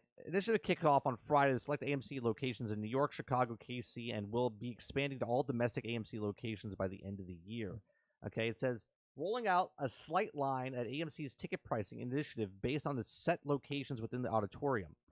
Similar to music concerts, sports events, or Broadway moviegoers will have the option to pay more or less for the admission depending on where they choose to sit in the venue. In effect, front row seats will be available at the lower price, while seats in the middle of the theater will be available at the higher price.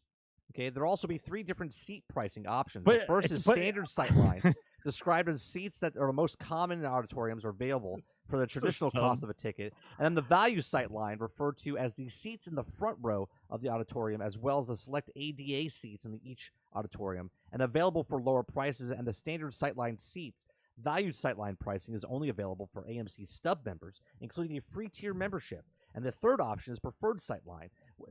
You know what? So much nonsense. Why do they have to make it so goddamn convoluted? It's like, let's be honest. What's the big deal? What's it going to be? What's the difference? 4%? A 4% increase? Maybe? For the seats that are closer to the middle? Like, what are you making extra in that theater? I don't know. 4%? Come on, man. Let me continue reading. Quote, sightline at AMC is more closely aligned to AMC's seat pricing approach to many other entertainment venues, offering experience-based pricing into other way of moviegoers to find value in the movies. Executive Vice President, CMO of the AMC theaters, while every seat at the AMC delivers an amazing moviegoer experience, we know there's also moviegoers who prioritize their specific seat and others who prioritize value moviegoing. Sightline at AMC accommodates both statements of help ensure that the guests have more control over their experience, so they have every trip to an AMC is great. So let me get this straight. Your movie theater is completely fucking empty now. The guy buys the front row seat, just like I buy the nosebleed section up on top at a seat at a stadium, and then walk my happy ass down the stairs and get a better seat once the third inning starts. Okay, because no one's in your goddamn seat. And if you come over to me and go, "Can I see your ticket, sir?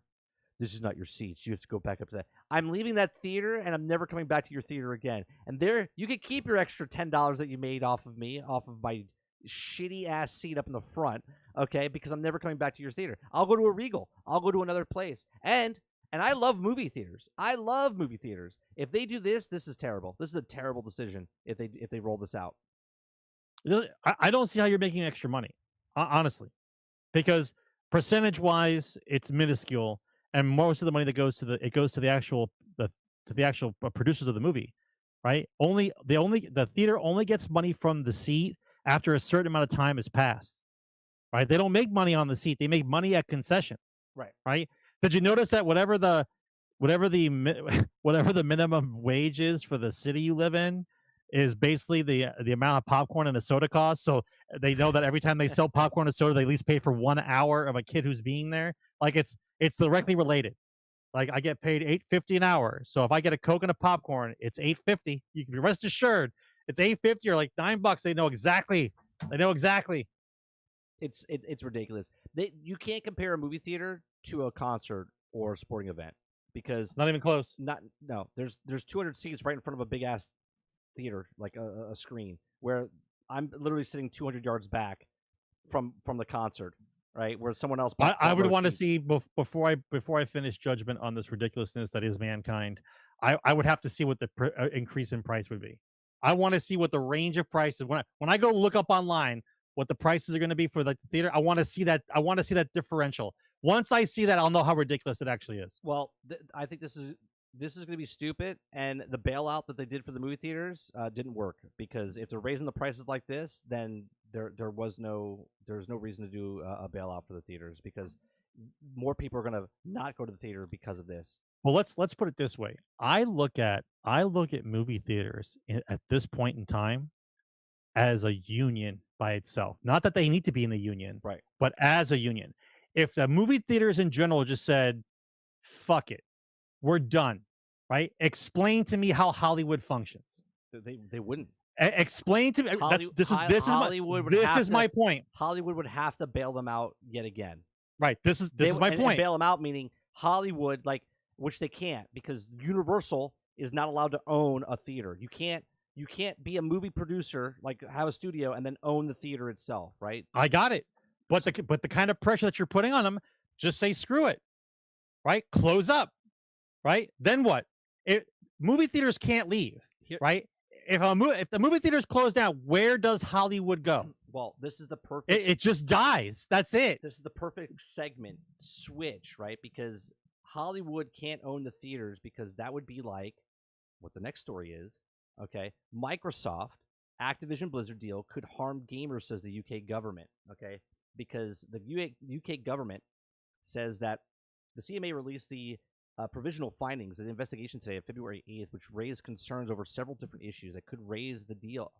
Went through, including higher prices, fewer choices, and less innovation for the UK gamers. Now, cloud gaming was a significant reason for concern, as the CMA noted that Microsoft already counts 60 to 70%, right? So my analogy here if Hollywood would own movie theaters would be like Microsoft and PlayStation owning the whole rights of, they make the games and now they're also selling the games in their closed off union of the building, right? Which is Gamepass or PlayStation Plus or whatever, right? It's the exact same thing. No middleman. There's no middleman. They make the product and they sell the product in their neighborhood that you have to pay for to get into, right?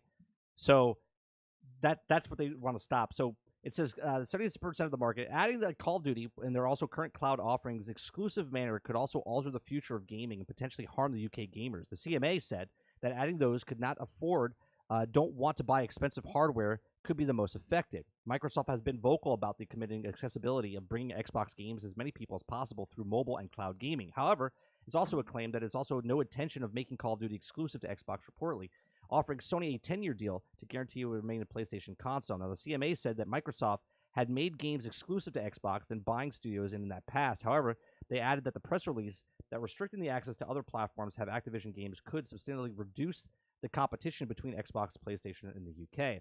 This could also result in all games seeing higher prices, reducing range, lower quality, and worse service in gaming consoles over time, it added. Imagine, back to movies real fast, owning the thing, bailing them out, raising the prices, making crappier movies, right? Like it all falls into place. So much so that we're going to continue the story with Bobby Kotick. Bobby Kotick came out and said, warns the UK risks becoming Death Valley if he blocks Microsoft deal, right?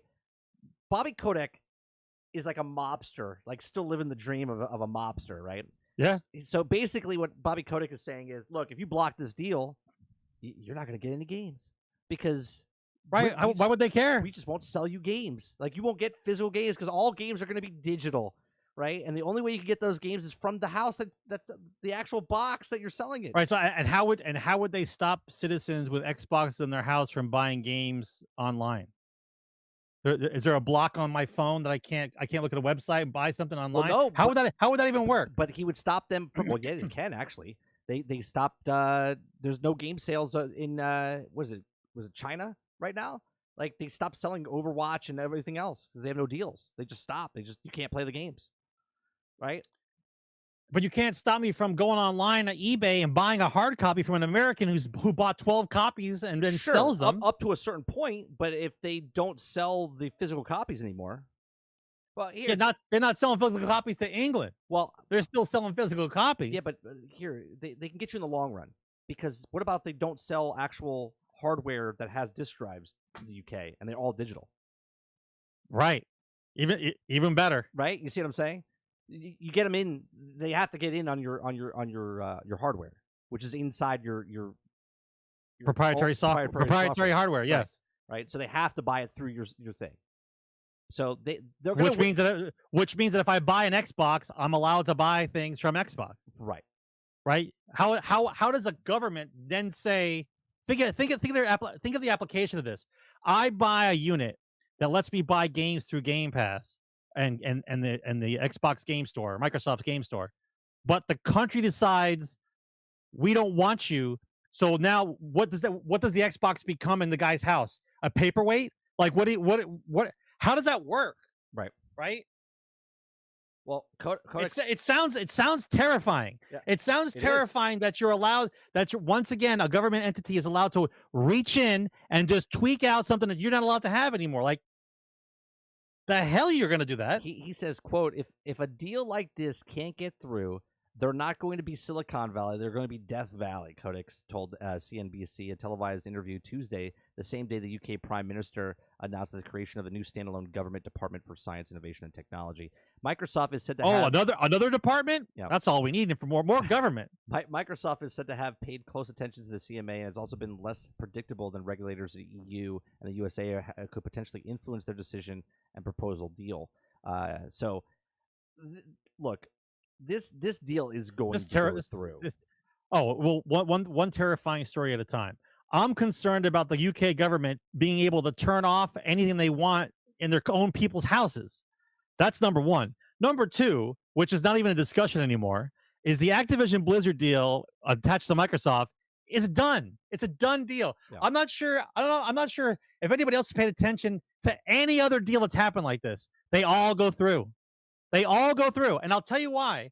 Because there's money to be made. The palms will be greased. Right.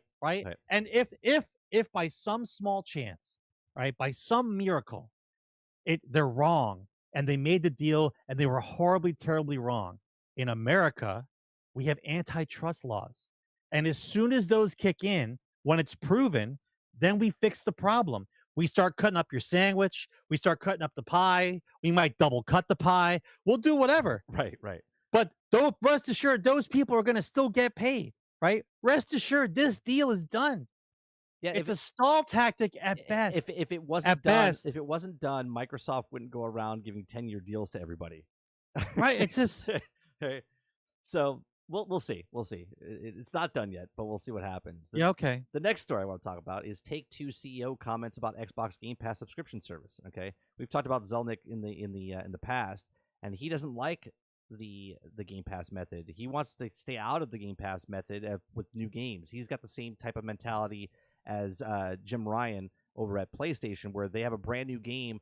They don't want to throw it out on the PlayStation Plus. They want it to live and make, like we talked about it last week. God of War Ragnarok sold 11 million copies. Well, if it was on Game Pass, let's say, okay, it wouldn't sell 11 million copies. It would sell like 2 million copies, and then it would make, the other 9 million people would play it on Game Pass type of thing, right? Out of the 9 million people that played on Game Pass, maybe 3% might buy it, off of that to go, you know what? I want to support the devs, right? And that's what they would do. So Zelnick doesn't like the subscription model. He says that Giving Take-Two is reluctant of embrace the game subscription service distribution platform. Its stances on the growing industry segment were common talking points during every one of the company's earning calls in recent years. Last quarter, Zelnick efforts to reassure investors that the company is on the right track and went as far as to say that the state that day one Game Pass launches simply don't make sense for Take-Two.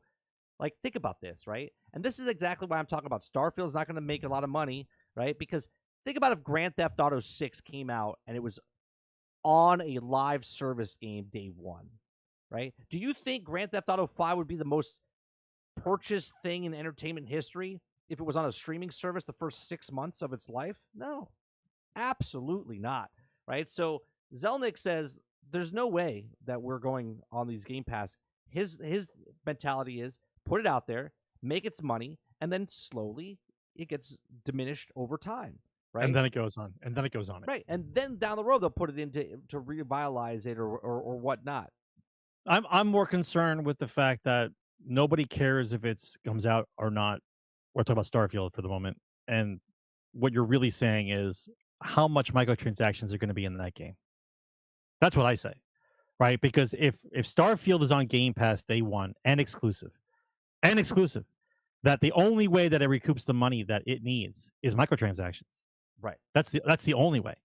Well, he says it's a great system for older games to go on. That's correct. Right? It's not good for brand new games. Think about even Hogwarts. It's out right now, right? It's not even out. It comes out in like 3 hours officially, okay? Think about all the people that bought the game. If it was on Game Pass day one, no one's going to buy it. They'll be like, nah, I'll just wait. And if it's good, they'll be like, nah, I'm not going to buy it now because it's just a good game. And, it's such a weird scenario that we're in now with these games. And these people think that Starfield is going to be like one of the best-selling games of all time. No, they'll run a headline. Starfield, most played. Yeah, most played game. Yeah, that's what they're going to do, right? Not bought, not purchased, not sold, played. Right. Played. That's what it'll be. Most played game, yes. Yeah. Right? They'll definitely which means nothing. Isn't GTA Online online service? Yeah, but not when it first came out. But it wasn't out when it first came out. Even if it did come out with it, but they're selling it, right? The GTA Online was a separate thing way after. Like the online didn't even come out until like 18 months later when they were doing the heists and stuff, right? Like it was there, but it was part of the game. You had to buy the game for $60 or whatever it is. The only way you were getting it for cheaper price, because Rockstar never went on sale, was to buy a secondhand version for $45 from GameStop, right? And that was it. That was the only way you're getting it for a cheaper price, right? That's why they sold the most copies. That's why they have like 127 million, 140 million copies sold for the game, right? It's a game service, but it's not about selling your stuff on a platform. They want it up front, make the money. They make the most money first 3 months. But in GTA's defense, for this conversation, not them. They've been making money hand over fist with the microtransactions. Sure. But I understand your argument. They don't want a game. They want a good game to come out and sell immediately in the front to get all its money up front, and then trickle down over the time period and let the game fall off. Slowly. Standard project. Yes. Online service. But GTA is a rare animal. Right. Yeah. Right. $1 billion a month for like 8 years is ridiculous. Yeah, they're ridiculous to make the money. The next story goes the opposite direction, right? You got Ubisoft Plus, right? The Ubisoft Plus subscription service may finally be coming to Xbox in a relatively near future with the whopping 63 games to start. According to a leaked list titles. Oh, I'm sorry. This is take it with a grain of salt. We gotta play that because otherwise you'll be like, wait, this is news. This is true. A grain of salt. This is true.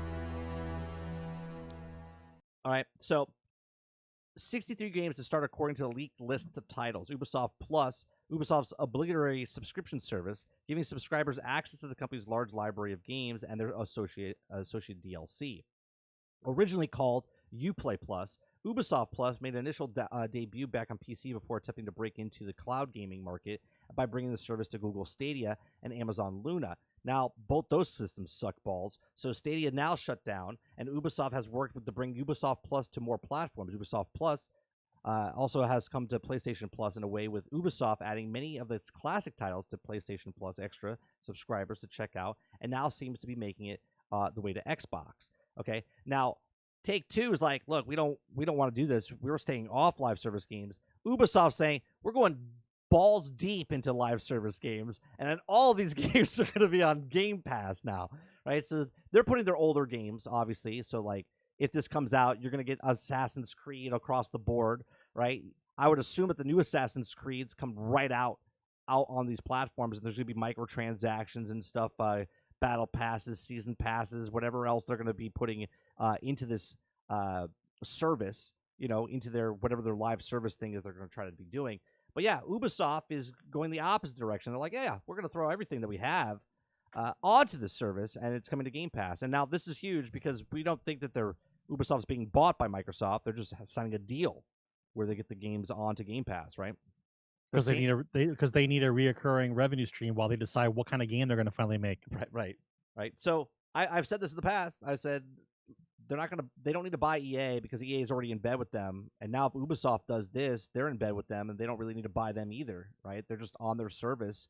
I don't know why you would I don't know why you would pay Ubisoft its separate $14 a month when you could just now buy Game Pass and then have Ubisoft Plus, EA Plus.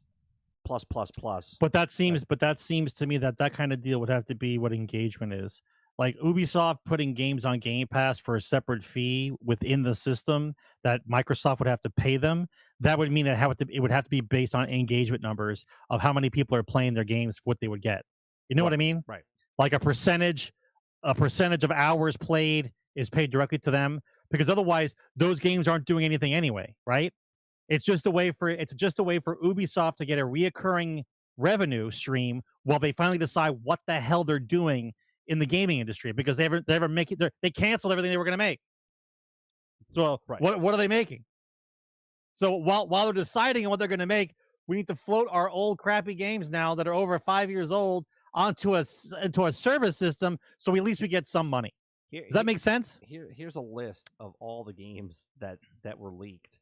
Right, so you have all the Assassin's Creeds: China, India, Russia, Remaster, Black Flag, Odyssey, Origins, Rogue Master, Syndicate, Enzo Collection, Unity, Valhalla. Then you have Battleship, Boggle, Child of Light, Family Feud, Far Cry 3, 4, 5, 6, Far Cry New Dawn, Far Cry Primal. That's what I'm saying. Right, yeah, you have For Honor, you have a couple of little crappy games there. Let's see. South Park. I'm not going to say they're all crappy, but the point is that these are games that nobody cares. Right, we're past this game. We're past it. So what is putting these all games together? Like, that's the only explanation I have. Is you're trying to get the bargain bin, Sarge. This is the bargain bin when you walk into Walmart. It's just a big pile of games and the thing. You're looking for the one that you want to play. That's what this is now. This is digital bargain bin type of stuff. But the difference is you're not buying them anymore. You're just trying them out. You're just putting them into your system, downloading. Right. My time in the game through Game Pass is the revenue that they'll get through Microsoft, basically. Otherwise, why do it? Right. Well, Krebsy's bringing it up in chat. He says the more attached the Game Pass, the higher price increase will be in the future. Soon it will be $30 a month. I've said this, Krebsy. I've said it in the past. Absolutely. That the more value they put on there, they're going to have to raise the price, right? And this is exactly what they're doing. So, let's go with the next story. Well, $30 a month, bro. That's 6 games a year. Well, that's $360 a year per person. They double. They go from, what was it, 2.7 or 3.2 billion to 6.4 billion, just like that. Just like that. Yeah. Yep. So, Assassin's Creed Valhalla, Sarge, has done something that no other game has done before. Okay, and it's not what you think. Okay, so Assassin's Creed Valhalla, Dawn of the Ragnarok, and its composer, Stephanie Ikonomuyu, I think that's how you pronounce the name, She's finished, probably. Go ahead. have won the first Grammy Award for Best Score Soundtrack for video games and other interactive media. So up until this point, no game has ever won a Grammy for its music, and this is the first time a video game has actually beat other scores out, and it won an actual Grammy. So I'm not sure if that says more to the people who made the score for the video game or the problem of people who are making scores for other things. yeah, I don't know, but that's pretty impressive, right? So, Congratulations yeah, to her. I thought, well, we're gonna put round of applause. Round of applause. First video game to ever win a Grammy for best score. Right, so that's interesting. So yeah, so there you go. There's that news. The next story we got is games. This will be real fast, Sarge. Games that are supposed to release in 2023 but probably won't. I'm gonna give you a name, Sarge, and chat, and you say yay, it is coming out, or nay, it's not coming out. Okay? So the game again is I'm going to give you a name of a game, and you tell me if it's going to come in 2023, yay, or nay, it's not coming in 2023. We got it? This won't be long. It's all the same answer. Go ahead. Okay, first one, Skull and Bones, yay or nay? No. No, Skull and Bones does not come out this year. Okay. Assassin's Creed Mirage, yay or no. nay? No. No. Okay, we got Pragmata. It's like a horror game, I guess. It's No. no. Okay. No. Nay. Starfield. It's a yes because they promised and it's going to be on Game Pass. So it doesn't matter. So Starfield, I say yay. It is going to come out, but it doesn't matter if it's complete or not. It's just Nope. It's coming out regardless. Let's see what else we got here. Metro Prime 4, yay or nay? Nope. No for Metro Nope. Prime 4. Chat, Nope. Chat, what do you think? Metro Prime 4, yay or nay? If you think any of these things are coming out, you haven't been watching. You haven't been watching video games for the last couple of years. Big. So did you? Sidebar before you read any more games. Sidebar. Yeah. Right. Sidebar. You heard. Should I put you the heard. shush sound on? You heard that E3 was happening this year, right? But the 5 major companies who are all involved in E3 aren't going to be there. So what the hell are we talking about? What are we talking about? How do they say in one breath that E3 is on, but the 5 major players that are in E3 aren't going to be there? So what are we doing? I don't know why. I don't know why they say they're going to be there. Like, Microsoft hasn't been at E3 even when they were at E3. Like, E3 is going on, but they have their separate venue during E3 in a separate venue. So I don't understand. Microsoft hasn't been to E3 in like 4 years. Even when E3 was going, they weren't at E3. It's just bizarre. Let's go back to the nose. Go ahead. Okay. Hollow Knight Silk Song, yay or nay? It's an independent game. No. I think this might come out this year. I think that might come out this year, and that's it. That's all the games. That's the last one. Well, that wasn't tough at all. Starfield because it's not being sold, and everybody else is a no because they say they're going to come out this year. Anybody that says they're coming out this year isn't coming out this year. Let's just put it that way. Yeah, I think it's easier. Starfield and Silk Song come out. I don't know what. Someone says Assassin's Creed probably will, but I don't know. They might throw it out, and it might be a buggy mess as well. What they've been in conflict for the last 3 years about what they're going to make. You think they scrapped together another Assassin's Creed game based on some kind of historical preference they're and just pump that out? They're making them smaller now. They're not going to be as large, supposedly. Oh, so I don't have to run across that field for 10 minutes? Yeah. This world is great. Speaking of games that have been worked on for an eternity, Dragon Age 4 or Dreadwolf is got leaked out. I'm not going to show you anything about it. I watched some of the stuff, right? So far we got the fully real-time combat, plays like a hack and slash, combat inspired by God of War 2018, possibly no direct party control, much improved animations, fully single player, and 2023 release unlikely. But I'm going to tell you right now, we've been covering this game for the last 5 years, 6 years on this channel, or on this show, I should say. Okay. Mark Daria, who was the lead of this game, left that game to come over to Anthem, and then went back to that game, and then they moved. And I don't even think he works for the company anymore. I think he's at his own YouTube channel, if I'm not mistaken. Right. So think about that for a second. He was a game developer for BioWare, moved to Anthem, went back to Dragon Age, and then now he's a YouTuber.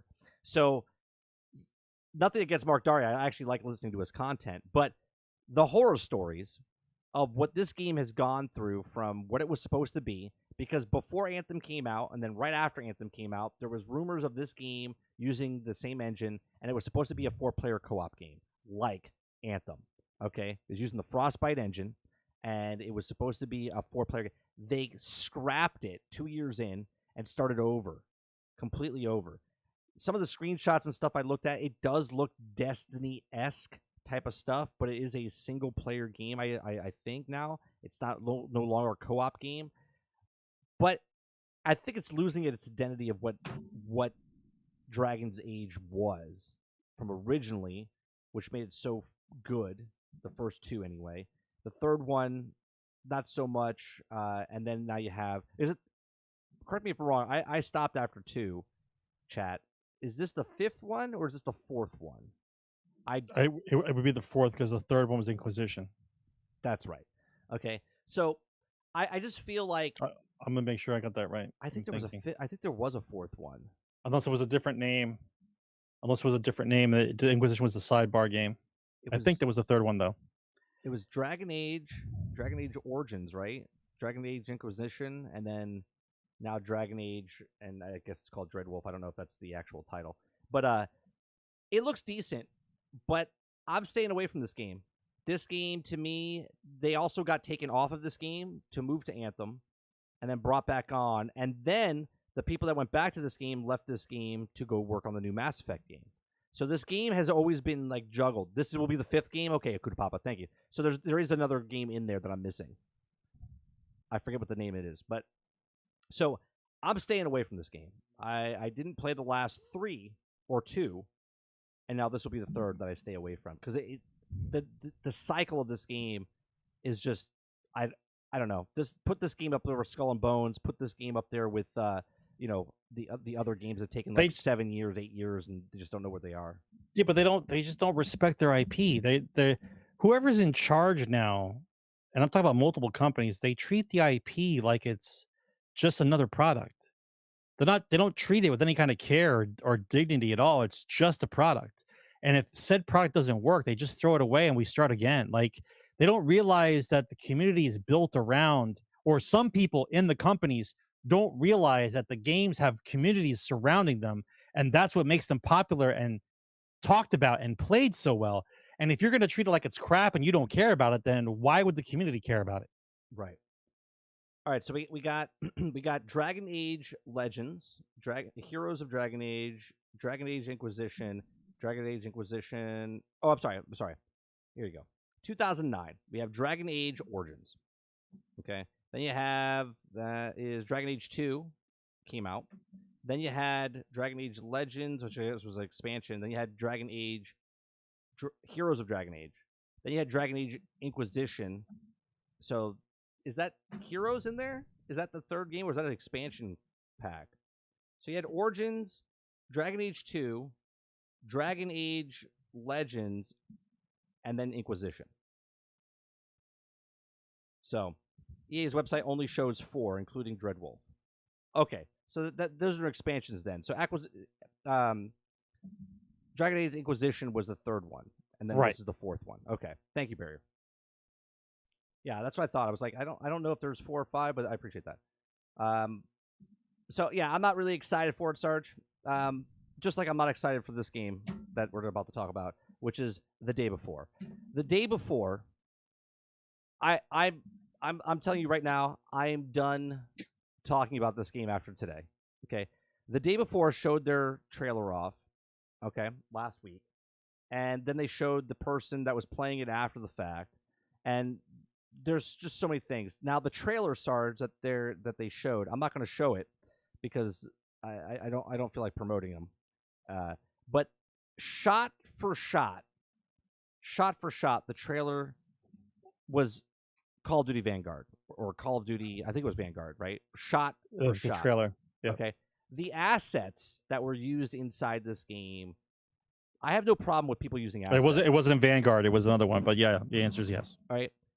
The assets in this game, Force Gaming does a video of this, okay, that I watched. I just started laughing.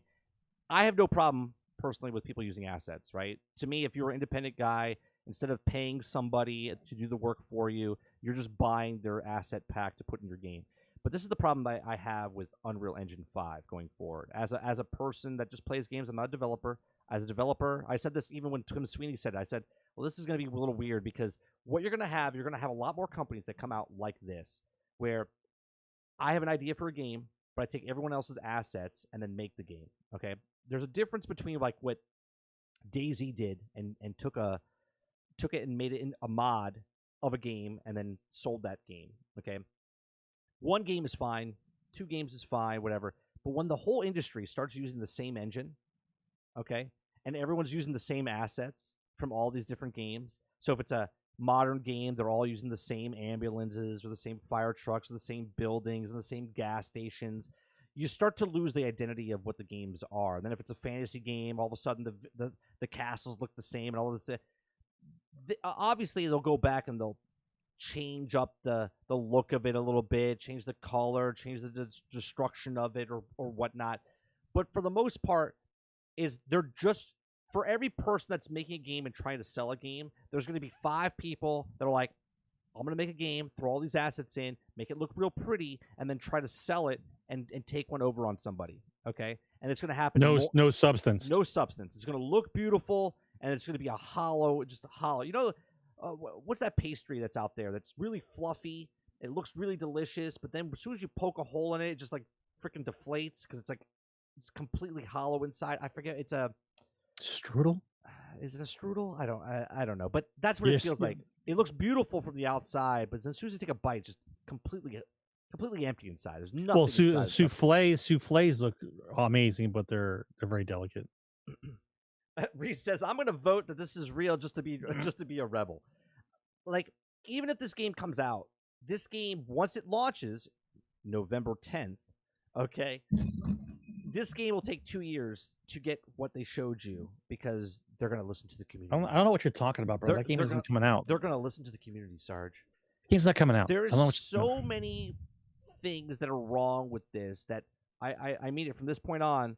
We will no longer talk about the day before because we're not going to cover it because it's not news. It's not a game. Even if it comes out and you guys enjoy it, I'm done because it's insanity, the stuff that they did. The lies, the deceit, all of this.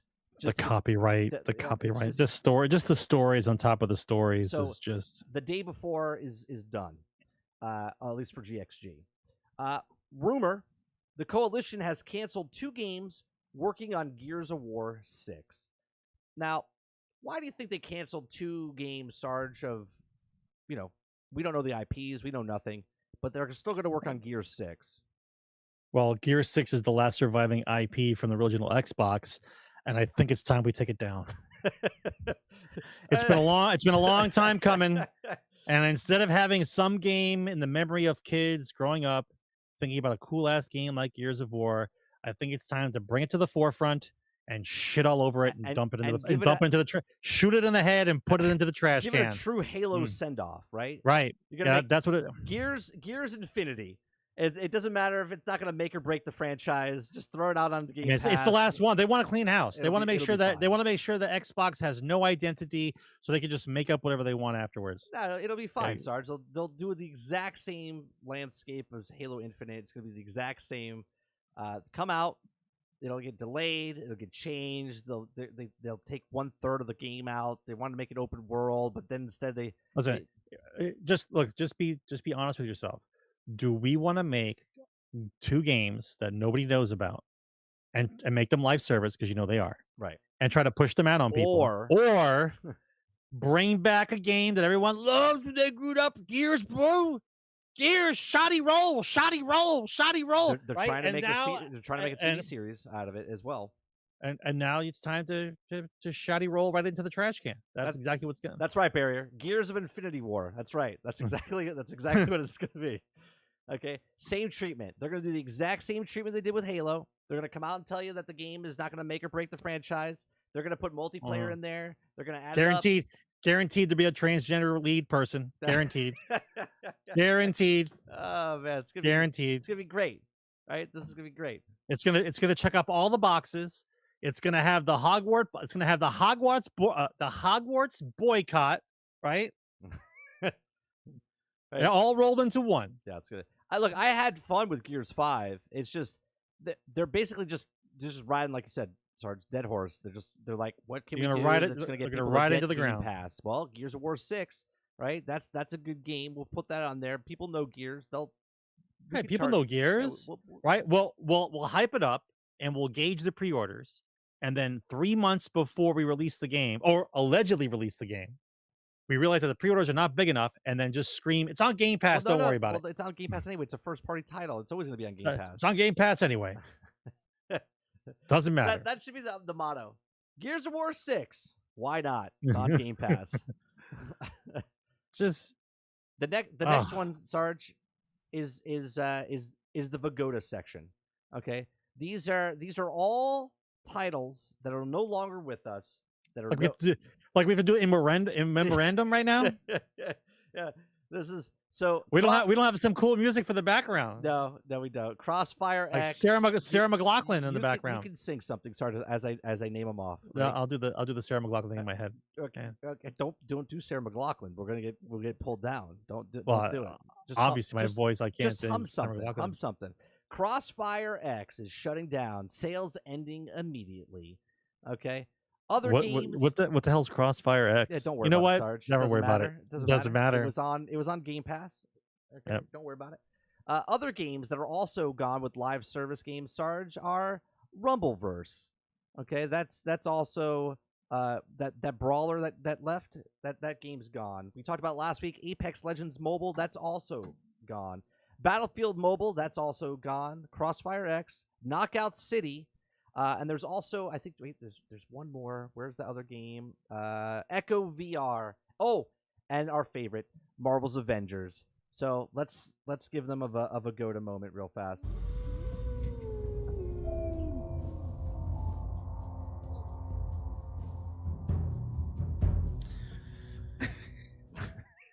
I'm not crying. I'm laughing. I wish we had some music there. I'm not right. I'm not crying. I'm laughing. It's ridiculous how all of these games. How many IPs can you flush down the toilet in 18 months? Well, here's the thing, Sarge. Are we seeing as a last thing before our Q&A? There's no questions and answers, guys. If you guys have questions, make sure you submit your questions. It could be about a topic that we talked about on the show. It could just be a question for me and Sarge in general. But put them in. We have a little Q&A at the end here of the show.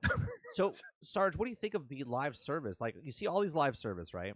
And the live service games, no matter what game you play, like right now, 42 hours of my life this past week has been with Hogwarts Legacy, right? I can't stop playing. Doesn't matter if it's an MMO, doesn't matter if it's a single player game, doesn't matter if it's the PvP game, whatever, right? Time is time. These live service games that we're supposed to make this gigantic money, piles of cash for each piles of cash. Because they're geniuses. Yeah, right? Yeah. What do you think is happening with live service right now? Well, it's not too difficult.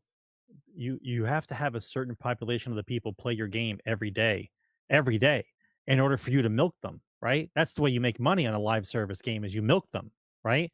So if I, as a normal person, let's just say you have a part-time job, not even a full-time job, like I work maybe 15 hours a week, right? Think about the fact that I'm going to school and I'm working 15 hours a week. How much free time do I have? So how many of these games am I bouncing around to? Right. On my phone or on my console that I'm going to keep giving money to? Like, it's unsustainable. It never made sense. They were all just trying to find the next greatest thing that they can milk people off of. And if you spend hundreds of millions of dollars to get all your teams to make live service games over the last 4 years, and now you have nothing to show for it because you know nobody wants to touch it. I'm happy to know that the industry is so healthy that we could take tens of companies with hundreds of millions of dollars and just flush the money completely down the toilet. Right. And everybody's still good. Like, Nobody's threatening Chapter 7. We're all good. I'm throwing hundreds of $1,000,000 in the toilet, and we're just making another game. Don't worry about it. Like I'm surprised actually that it lasted as long as it did. But it's not a the live service model is not a sustainable model for what they consider to be exponential growth. Right. I mean, I think we're still obviously going to get. I mean, we have Suicide Squad, Kill the Justice League. I would think that's a live service game. We would. I mean, we'll maybe. see. Gotham Knights looked like it was a live service game, and they switched it. Since Marvel Avengers came out and bombed, basically. See, but I think that they're in a deciding moment right now, because if you're able to, I'm not saying this is for every company, but if you're able to make a game, and I'm going to use a bad example, but I'm going to deal with it. If you're lucky enough to make a game kind of like GTA, in which the fan base of the game is so incredible that you can make billions of dollars a month on microtransactions with online, yeah, right? With online, that's the dream. That's what everybody wanted, but they're not Grand Theft Auto, right? Let me finish. Grand Theft Auto took decades to build up. Right, it wasn't a success overnight. Decades. Yeah. It wasn't just a game that they woke up one day and said, "Here's the magic, let's go." Right. They made built up and a Vice giant City, fan base. 4, right. So everybody's been chasing GTA basically, and so now what you're left with is the realization from these lunatics in the upper echelons of gaming industry who think that every game can make money like this. And now we're at the point where the amount of time you're going to spend to make the game at least good enough to be a live service, even if it is good enough, people don't have enough time to be in that game for as long as you need them to be, right, in order to make the money that you saw the game making, right? It's always been, for gaming, for us, is when we buy the game, we hyped up, we buy the game, we're ravenous, we chew into the game, and the game lasts maybe, depending on the length of the game, anywhere between 2 and 8 months. And unless it's something special where it's a multiplayer game where you guys can play over and over again, the game's done. Right. But between 2 and 8 months, you're cycling stuff, and when you play it out or you ravenously burn through it, between 2 and 8 months, you are done with the game. You're done, right? So for every game to come out and be live service, and they want every one of these games to keep up with content, do you think I want to be playing the same game every couple weeks over and over again? I'm going to bounce between these games. I'm just going to do this little ring around the rosy, right? I'm going to go, first we'll play the fantasy RPG game. Then I'm going to play the driving game. Then I'm going to play the first-person shooter game. Then I'm going to play the multiplayer. And then go around the circle again. Right. No. Well, I play a game until it's done, and then I move on. Yeah. I move on. If you look at a lot of the games that are coming out recently, right? You have God of War, you have Spider-Man, you have Horizon Zero, you have Ratchet and Clank. This is all just PlayStation, right? You have the Wolverine game that's coming out. You have the Wonder Woman game working on. You have the Iron Man game that's in production. You have the Captain America game that's in production. These are all single-player games. You have Jedi Survivor that's coming out. You have Hogwarts Legacy. You have what's other games, right? You have Atomic Heart that's coming out. You have a lot of games that are coming out that are single-player games. And just 5 years ago, everyone's saying single-player games are out. Are dead. Single-player games are out. But think about this. It took 3 to 5 years to make these games. So when they said the games were dead, they were already working on single-player games that come out now. Okay? So there was this swing that never actually happened because there was single-player games. There's always been single-player games. Single-player games sell more than multiplayer games, but multiplayer games like Call of Duty and Battlefield and all those type of games, there's that PvP aspect of it. But more games than not, they're selling big now, are not even selling. They're free-to-play games. Apex Legends, Fortnite, right? They're selling more skins. They're selling $3 billion a year on skins and whatnot. They're not selling $3 billion worth of games anymore, right? They're selling, but then you look at a game like God of War is selling 11 million copies. So that's a huge success, right? So it's interesting to see where the swing is going.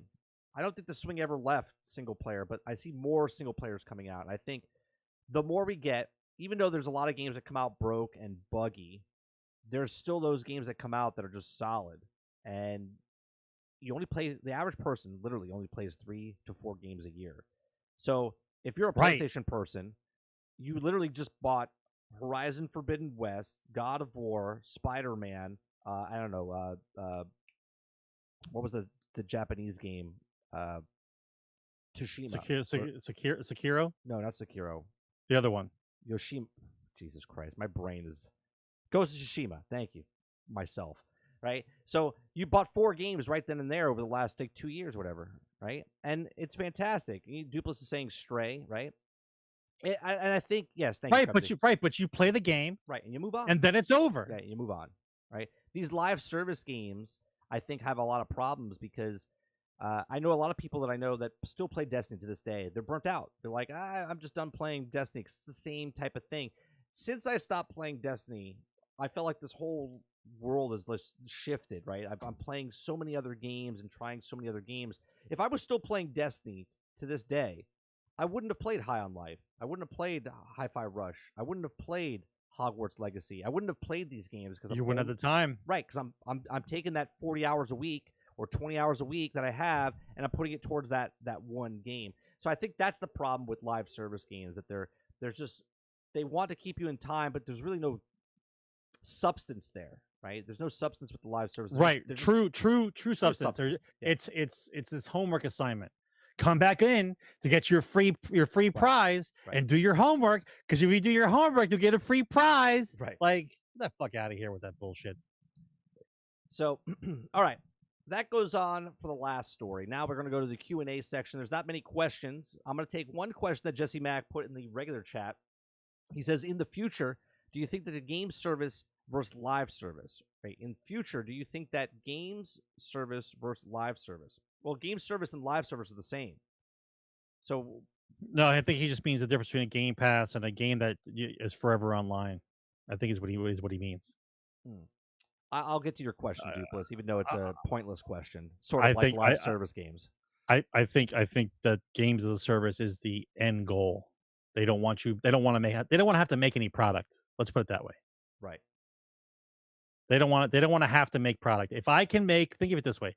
If I can make a library of games, right? 30% of them are just whatever games, right? 40% of them is just staples that everyone likes to play. And that last 30% are the high-end games that have all the microtransactions in them. And I charge you $40 a month or $50 a month to just turn on your TV and play, right? Right? So $50 a month, no big deal, plus microtransactions. And that's their dream. Their dream is to have no product. Their dream is to have everything on the cloud, and I don't sell you any boxes. And whatever I sell that game for, I'm selling it for 100% profit. There is no bleeding. Whatever I sell it for, that's the amount it is. Right? That's their dream. Right. All right. The first question, pointless question. Dupla says, "Do you wipe sitting or standing?" Well, I'm in like the middle. You can't. What do you mean while you're wipe? Sitting. You can't wipe. What are you talking about? You have to hover. You have to hover. Is this a gaming question? Is he talking about a shit bucket? Yeah, maybe a shit bucket. He's talking about the shit bucket. Maybe a shit bucket. All right. Next question is, if Microsoft, from Krebsy says, if Microsoft wants to keep tradition, what enemy does Marcus sleep with Gears show? He's making it like the Halo show that came out. I never watched it, but apparently he sleeps with the enemy. So he wants to know: makes sense. Do you think he would sleep with the locust? You know, a trooper bred for combat, only knows combat. You know, have a love affair. That's right. Because we have to get the females who like the show. Otherwise, we can't have a show. Yeah, Marcus just gets right in there with the locust. Yeah, because the gaming industry, the gaming industry is almost $1 trillion industry, and I'm sure half of the people are women. The next question by Krebsy again. How much will Hogwarts Legacy Studio get bought for? And do you think that WB would sell Harry Potter brand? And if so, how much? Wait, read the first part again. So, how much do you think Hogwarts Legacy Studio would get bought for? So, Avalanche Software and Portkey is who made the game. If WB was in trouble for whatever reason, they would leverage the studio that did Hogwarts Legacy in 5 seconds. Yeah, well, they are. They're in trouble. WB doesn't give a crap. All they know is, oh, did you make a toy? Did you make a toy for us? Did you make a toy for us? Right, so all Hogwarts Legacy just did is make the price for their studio go up for WB to sell them. That's all that happened. Right. Well, here's the second part of the question. He says, so do you think WB would sell Harry Potter brand, and if so, for how much? No, I don't think Harry Potter, because Harry Potter, the IP itself, is worth billions. Like billions. I would say Star Wars sold for 4.2 billion in 2012. Harry Potter, even though with the Fantastic Beasts series not doing as good as the original Harry Potter, they're talking about rebooting Harry Potter, right? Because that's the number one bread and butter, right? They have a theme park here in Universal Studios. They're building another part of the theme park and the other part of the park. Like, it's billions. I would say that the Harry Potter brand goes. I would say 12 to $15 billion. Oh, come on, bro. Not that much. Oh, yeah. 10. I would say, yeah, I'll stick with it. 12 to $15 billion it would sell for. I think you're overpricing it. It's worth a lot, but not that much. You don't think it's worth more than what Star Wars was? And here, in its heyday, well, we've been making Star Wars products since I was born. Here, okay. What was let's see, 4.2 billion. We don't got to make this difficult. I'll say 8, but there's no way we're in double digits. Well, here, that's crazy. 4.2 billion in 2012, or $4 billion in 2012, is 5.1 billion now. Right, exactly. All right, so not that much. Yeah, easy. All right, so then I'll change it. I'll go to 10 billion. It's still too much. I don't think so. WB thinks it's worth that much. I'll say that WB believes it's that much, but it's not that much. That's what Harry Potter's worth. That whole franchise. That's 9 films, 8 films. Well, no, 10, 7 11, was 12. 2 parts. Yeah, 12 with the Fantastic Beasts films. Plus, they're going to reboot it. I'm telling you, they're going to reboot that whole fucking series. They're going to reboot 9 movies. Harry Potter. Yeah, they're going to reboot it. Why? Because they have to. Watch the originals. What do you mean reboot? They're going to reboot it. They're in the talks already about rebooting it. Why are you messing with perfection? The series was good as it is. Just let it be. Next question. Let it be. Next question. What would be the headline if Hogwarts wins Game of the Year? With the success of the game, do we think Harry Potter TV show? So there's 2 questions again inside there. What would the headline be for Hogwarts wins Game of the Year? I can think of one. Give me a couple minutes here. Yeah, I'll say one off the top of my head. Let's see. Trans lose their minds. No. That's what it would be. Yeah. You're gonna do it like a pun. You're gonna be like the headline for Game of the Year. That's a good one. Do you have a good one? Or go to the next question. I'm thinking. The next question is: do you think the success of Harry Potter, would there be a Harry Potter TV show? You know what? I think WB would probably do that because they'd be desperate, and it would be a series. It would be a series that lasts maybe like 2 or 3 seasons, and then it would get too woke, and then they have to cancel it. Reese says transphobia triumphs. That's a good one. That's a good one, Reese. That's what it would be. Reese wins. That's a good one. That's exactly what it would be, and it would show like a face like super red on the cover and with Hogwarts. I think Hogwarts is going to sell ridiculous amounts of game. There's gonna be a lot of people that buy it that don't play it just to buy it.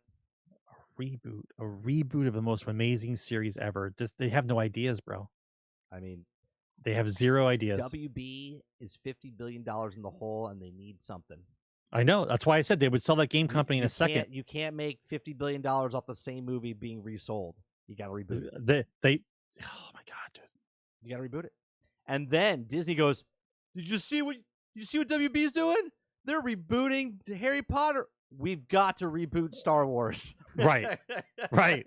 That's exactly what would happen. That's exactly what's going to happen. That's exactly what would happen. Yeah. But of course, Disney will switch it, and it'll be Leia's story and not Luke's story. They'll just swap the whole thing. And the last thing I heard was they said that Luke's gay now. Oh, is he? Last thing I heard. I think so. I don't pay attention to the internet anymore. That's what happens when you kiss your sister. You're gay. You're gonna gay up the guy. It's your sister. Yeah, that's what happens when it does it. He didn't know, and it wasn't open mouth. Of course not. I mean, I would have done it. He didn't know it wasn't open mouth. Let's not get crazy. It was in the moment. It's in the moment.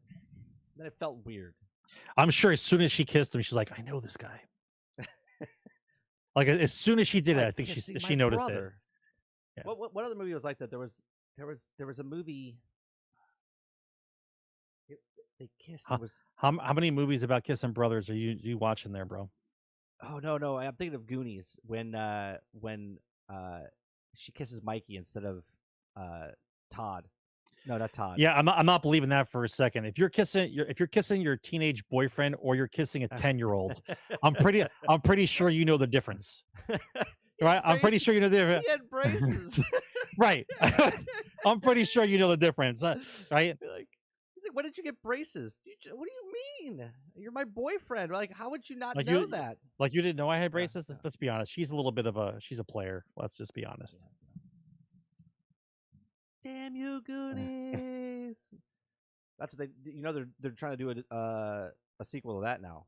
Well, why do a sequel when you can just reboot it? That's true. First, you got to do the sequel, then you can reboot it. I think the record for going as long as we can for a sequel is Top Gun, and I don't think we're trying to beat that. Remember when Back to the Future from 1 to 2 was like an eternity, and it really was only like what 6 years?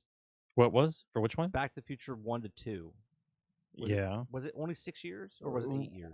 Oh no, that was a long time, bro. I don't think it was that. Okay. Yeah. Look it up. It's a long time. And for a sequel, is a long time. Well, there was no sequels back then. Like Star Wars was. That's correct. Yeah. That's correct. So 1985 was the first one. Yeah. Go ahead. Okay, and the second one. Yeah, go ahead. You're gonna be scared. Was Back to the Future 2 release date? You're gonna be scared. 89. No, yeah, it was only 4 years. 4 years, and I remember that's a long time. I know back then it was a freaking eternity. That's an eternity. Right? That's what I said. I remember the people were like 4 years. We just had Avatar 2 13 years after Avatar 1.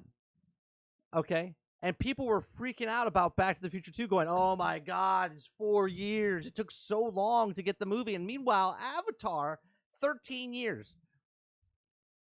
And Top Gun, 32. No one's beating Top Gun. That 32. Well, no one's beating Top Gun. What was before Top Gun? It was Star Wars. Star Wars came out in 82. Right, 82, and the last one came out in 2000. Nice one, Barrier. Nice one.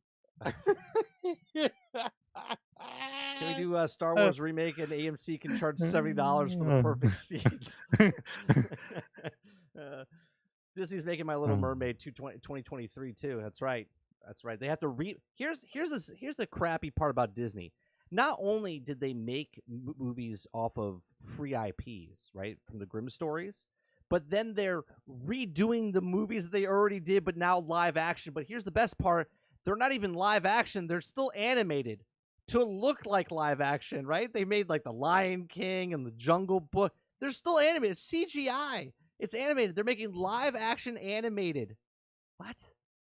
And people are like, oh, it's so good. So good. It's just go watch Jungle Book. Pinocchio. Like, it's so people are brain dead. I'm gonna wait 6 years to watch a movie that's already been out that came out. It was amazing when it came out. I don't want to watch that one. I want to watch the new one. See, but that's just it. Like don't get me wrong. There are movies they redo that are better than the originals, like Judge Dredd. Name it. Judge Dredd. That wasn't a redo. That wasn't a reboot. That was an apology. But that is a reboot, though. That was an apology. It was a reboot. It was an apology. It's different. The Sylvester Stallone one is worse than the new one. The new one is a really good Judge Dredd. But that's the outlier. Like, you can't say other reboots of other things are better than the originals. Right? Total Recall was crap compared to the original Total Recall. Right? It's always crap. Evil Dead and Evil Dead 2. Is that a reboot? It's not. Well, Does that count as a reboot though, Crispy? That's not a reboot. That's a sequel. No. Well, isn't it? It's been many years, Crispy. Yeah, exactly. Movie? Yeah, it is the same movie. A little differences here and there, but it's still a B-roll. I never saw it. Still a B-roll though. It's still B-roll. It's a horror movie from back in the day. It's a B-roll. So yeah. Like I just can't, like, if you take another movie, I'm trying to think of another movie that they do it. Like if Goonies came out and there was a reboot of Goonies, I would just go watch the regular Goonies because you can't do it. Army of Darkness was a sequel. That's what I'm thinking of. Yeah, same Raimi then. He was the shit back then. Definitely. Sam Raimi was another artistic guy. He was ahead of his time. 1 week ago, Mulan came up with a friend and I asked if a good one or a bad one, and she said there's a bad one. We didn't even know about the live action one. Yeah, not many people did. It lost a lot of money. I think there's one more question, Sarge. One more question or two more questions. Reese says, "Why do we have a shit bucket?" Because people are too lazy to get up. When you're playing a game like Battlefield with your boys on a weekend, or WoW, you don't walk away to go to the bathroom, so you have a shit bucket. Yeah, I've never shat in a bucket for video games, but right, you sit on the bucket while you're still playing. Take a shit. That's a shit bucket. That's what a shit bucket is. And then the last question comes from Krebsy again. What kind of question is this? We should just call Krebsy questions because that's the only person that submits questions is Krebsy. What do you hope spawns from the AI wars, starting with ChatGPT being out into Bing and Google going code red to fight? I don't know. I don't know anything about this. I do know that about the AI as far as there's AI out there that can write, shoot, and draw. Right, so you can have an AI make the storyboards for you. You can have an AI write the script for you. And then you can have an AI make the previews for you, all based on just descriptions. I can't wait for Hollywood to hire AI to write a movie for them and to try to pawn it off as their own, and then the AI realizes that it's trying to be pawned off on, and then assassinates the people that steal the movie from it. And then that's the movie. That becomes the movie, right? And then that becomes the movie. That's the actual movie. That'd be a perfect script. That would be a perfect script. Yeah, that's exactly right. And that will do it for us over here on Generation X Gaming, the weekly podcast that goes over a few of the top stories in the past week, and we rant along the way. Episode 343 is in the can. We do appreciate you very much for coming out. Please make sure you share, like, and subscribe. And if you didn't like the show and you're still here after 2 hours and 20 minutes, I don't know what to tell you. You hit a thumbs down, thumbs up, something. Just make sure the number is equal of the people that watch to the pick a thumb. We do this every single Thursday night. Well, for 48 weeks usually, a year.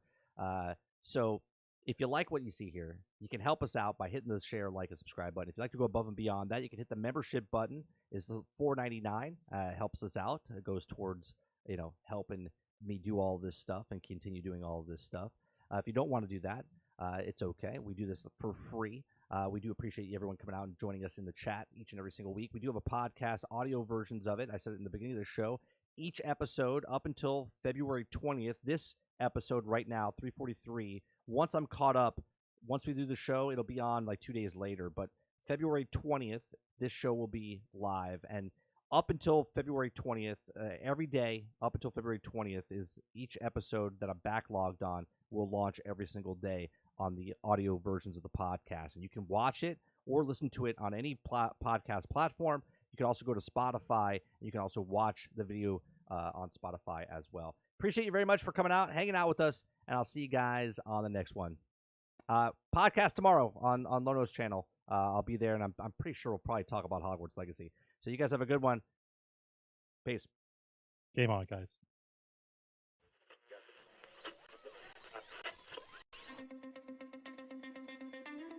They're two brothers and gamers that have been playing games since the early 1980s. Combined, they have over 65 years experience. Join them each week as they discuss and rant about gaming and entertainment news. This is Generation X Gaming.